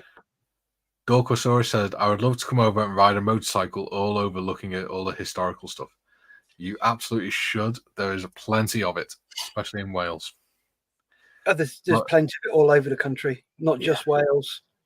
Well, one of my favourite motorbike rides that I ever did was me and my nan and granddad we were on holiday down in Fishguard. So my dad said to me, do you fancy going to Fishguard this weekend? I was like, oh, I can't be asked sitting in the car all that for 4 hours. Oh, no, I was thinking more we go on our motorbikes through the mountains and everything. I was like, yeah, awesome. Nice. But my dad forgot to didn't bother to put on his waterproofs, and we went through the Snowdonia Range and everything. And the range coming upwards. So we're having to lean at a 45-degree angle to keep the bike straight. And next minute, my dad's in front, and all I see is this wagon coming up the road, and my dad disappear under a wave of water. And all I can hear over the intercom in the helmet was, "Oh, for fuck's sake!" We got off the garage, stopped at the garage at the bottom of the mountain, and he came walking over to me, and all he said, "I think I need to get changed." He was absolutely dripping, but it's one of the best bike rides ever. Yeah, I bet. Mountains, then going along the coastal roads and everything. Tiff says, there's some beautiful places in England. There certainly are. Just a shame they're not English.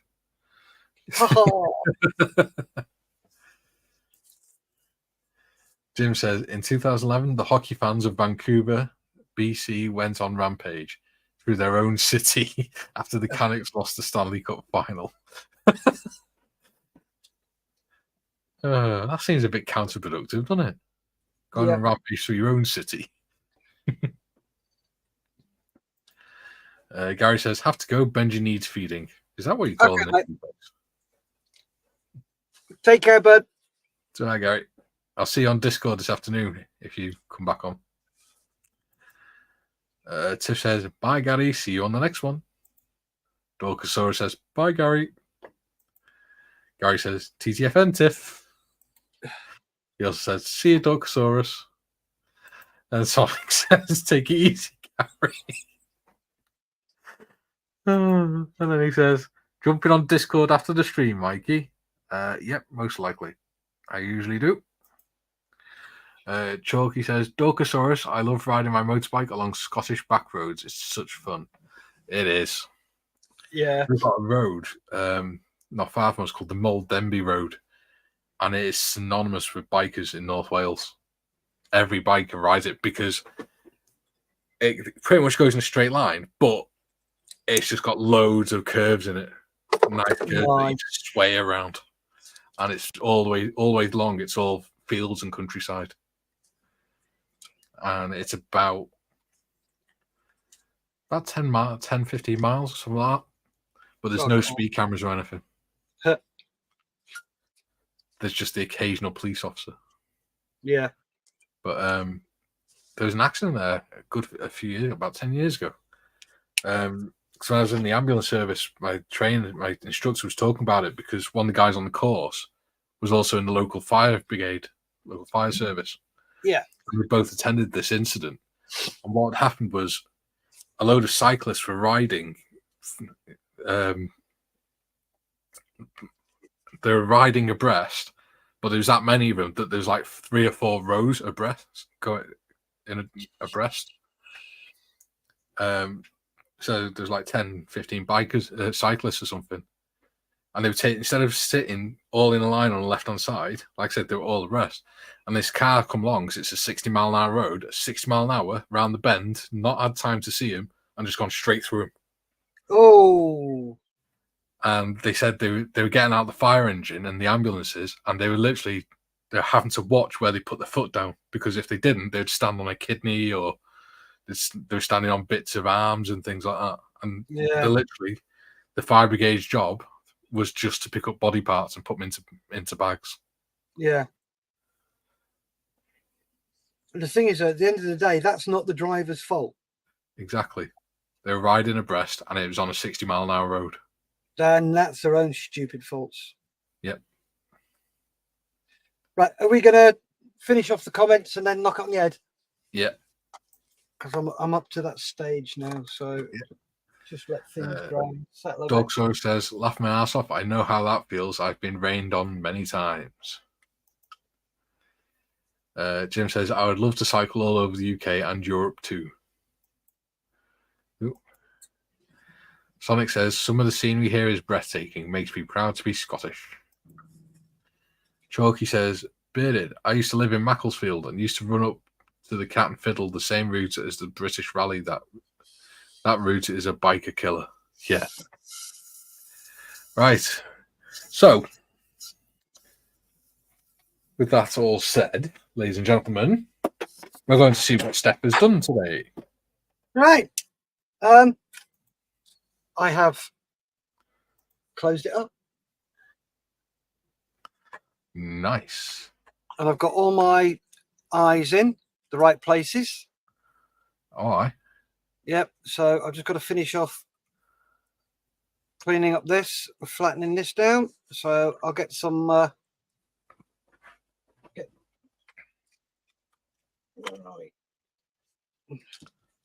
bit and that bit. So I've got to get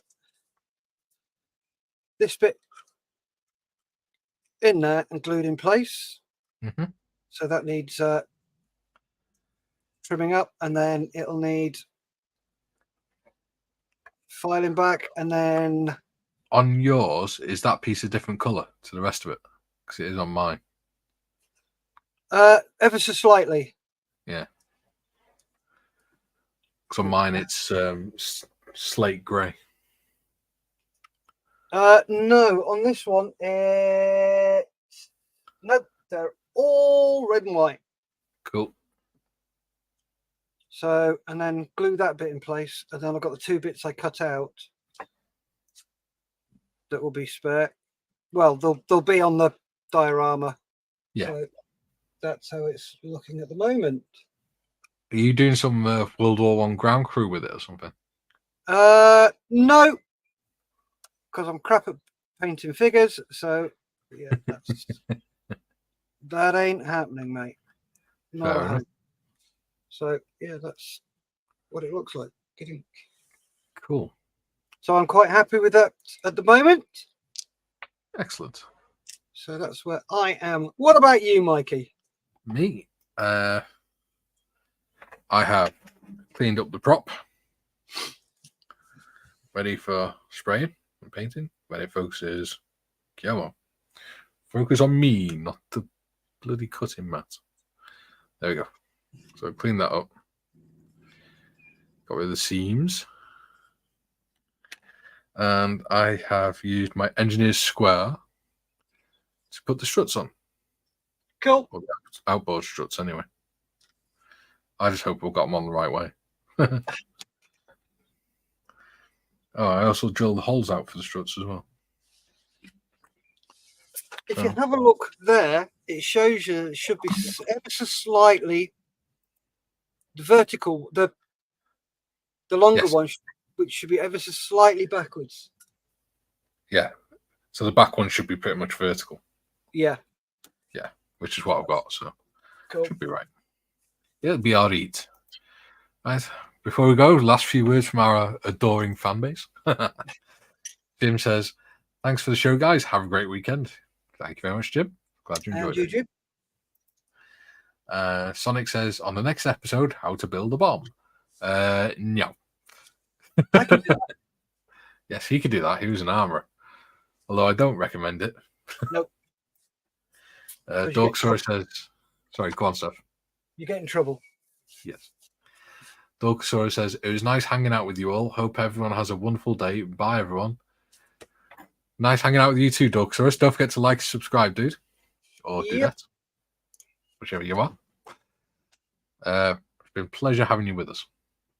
It has. Tiff says, thanks for another great stream, Mikey and Steff. Catch you next week. Awesome. Excellent. Thanks, Steff. Switch my camera over. This is the really technical bit now.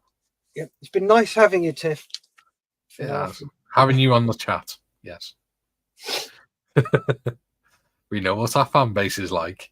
Yes. We had her on the chat. We didn't have her.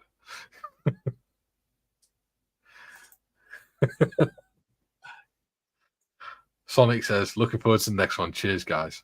Awesome. Cheers, Sonic. We shall be here next Friday. Yep. Do you want to say goodbye, Steff?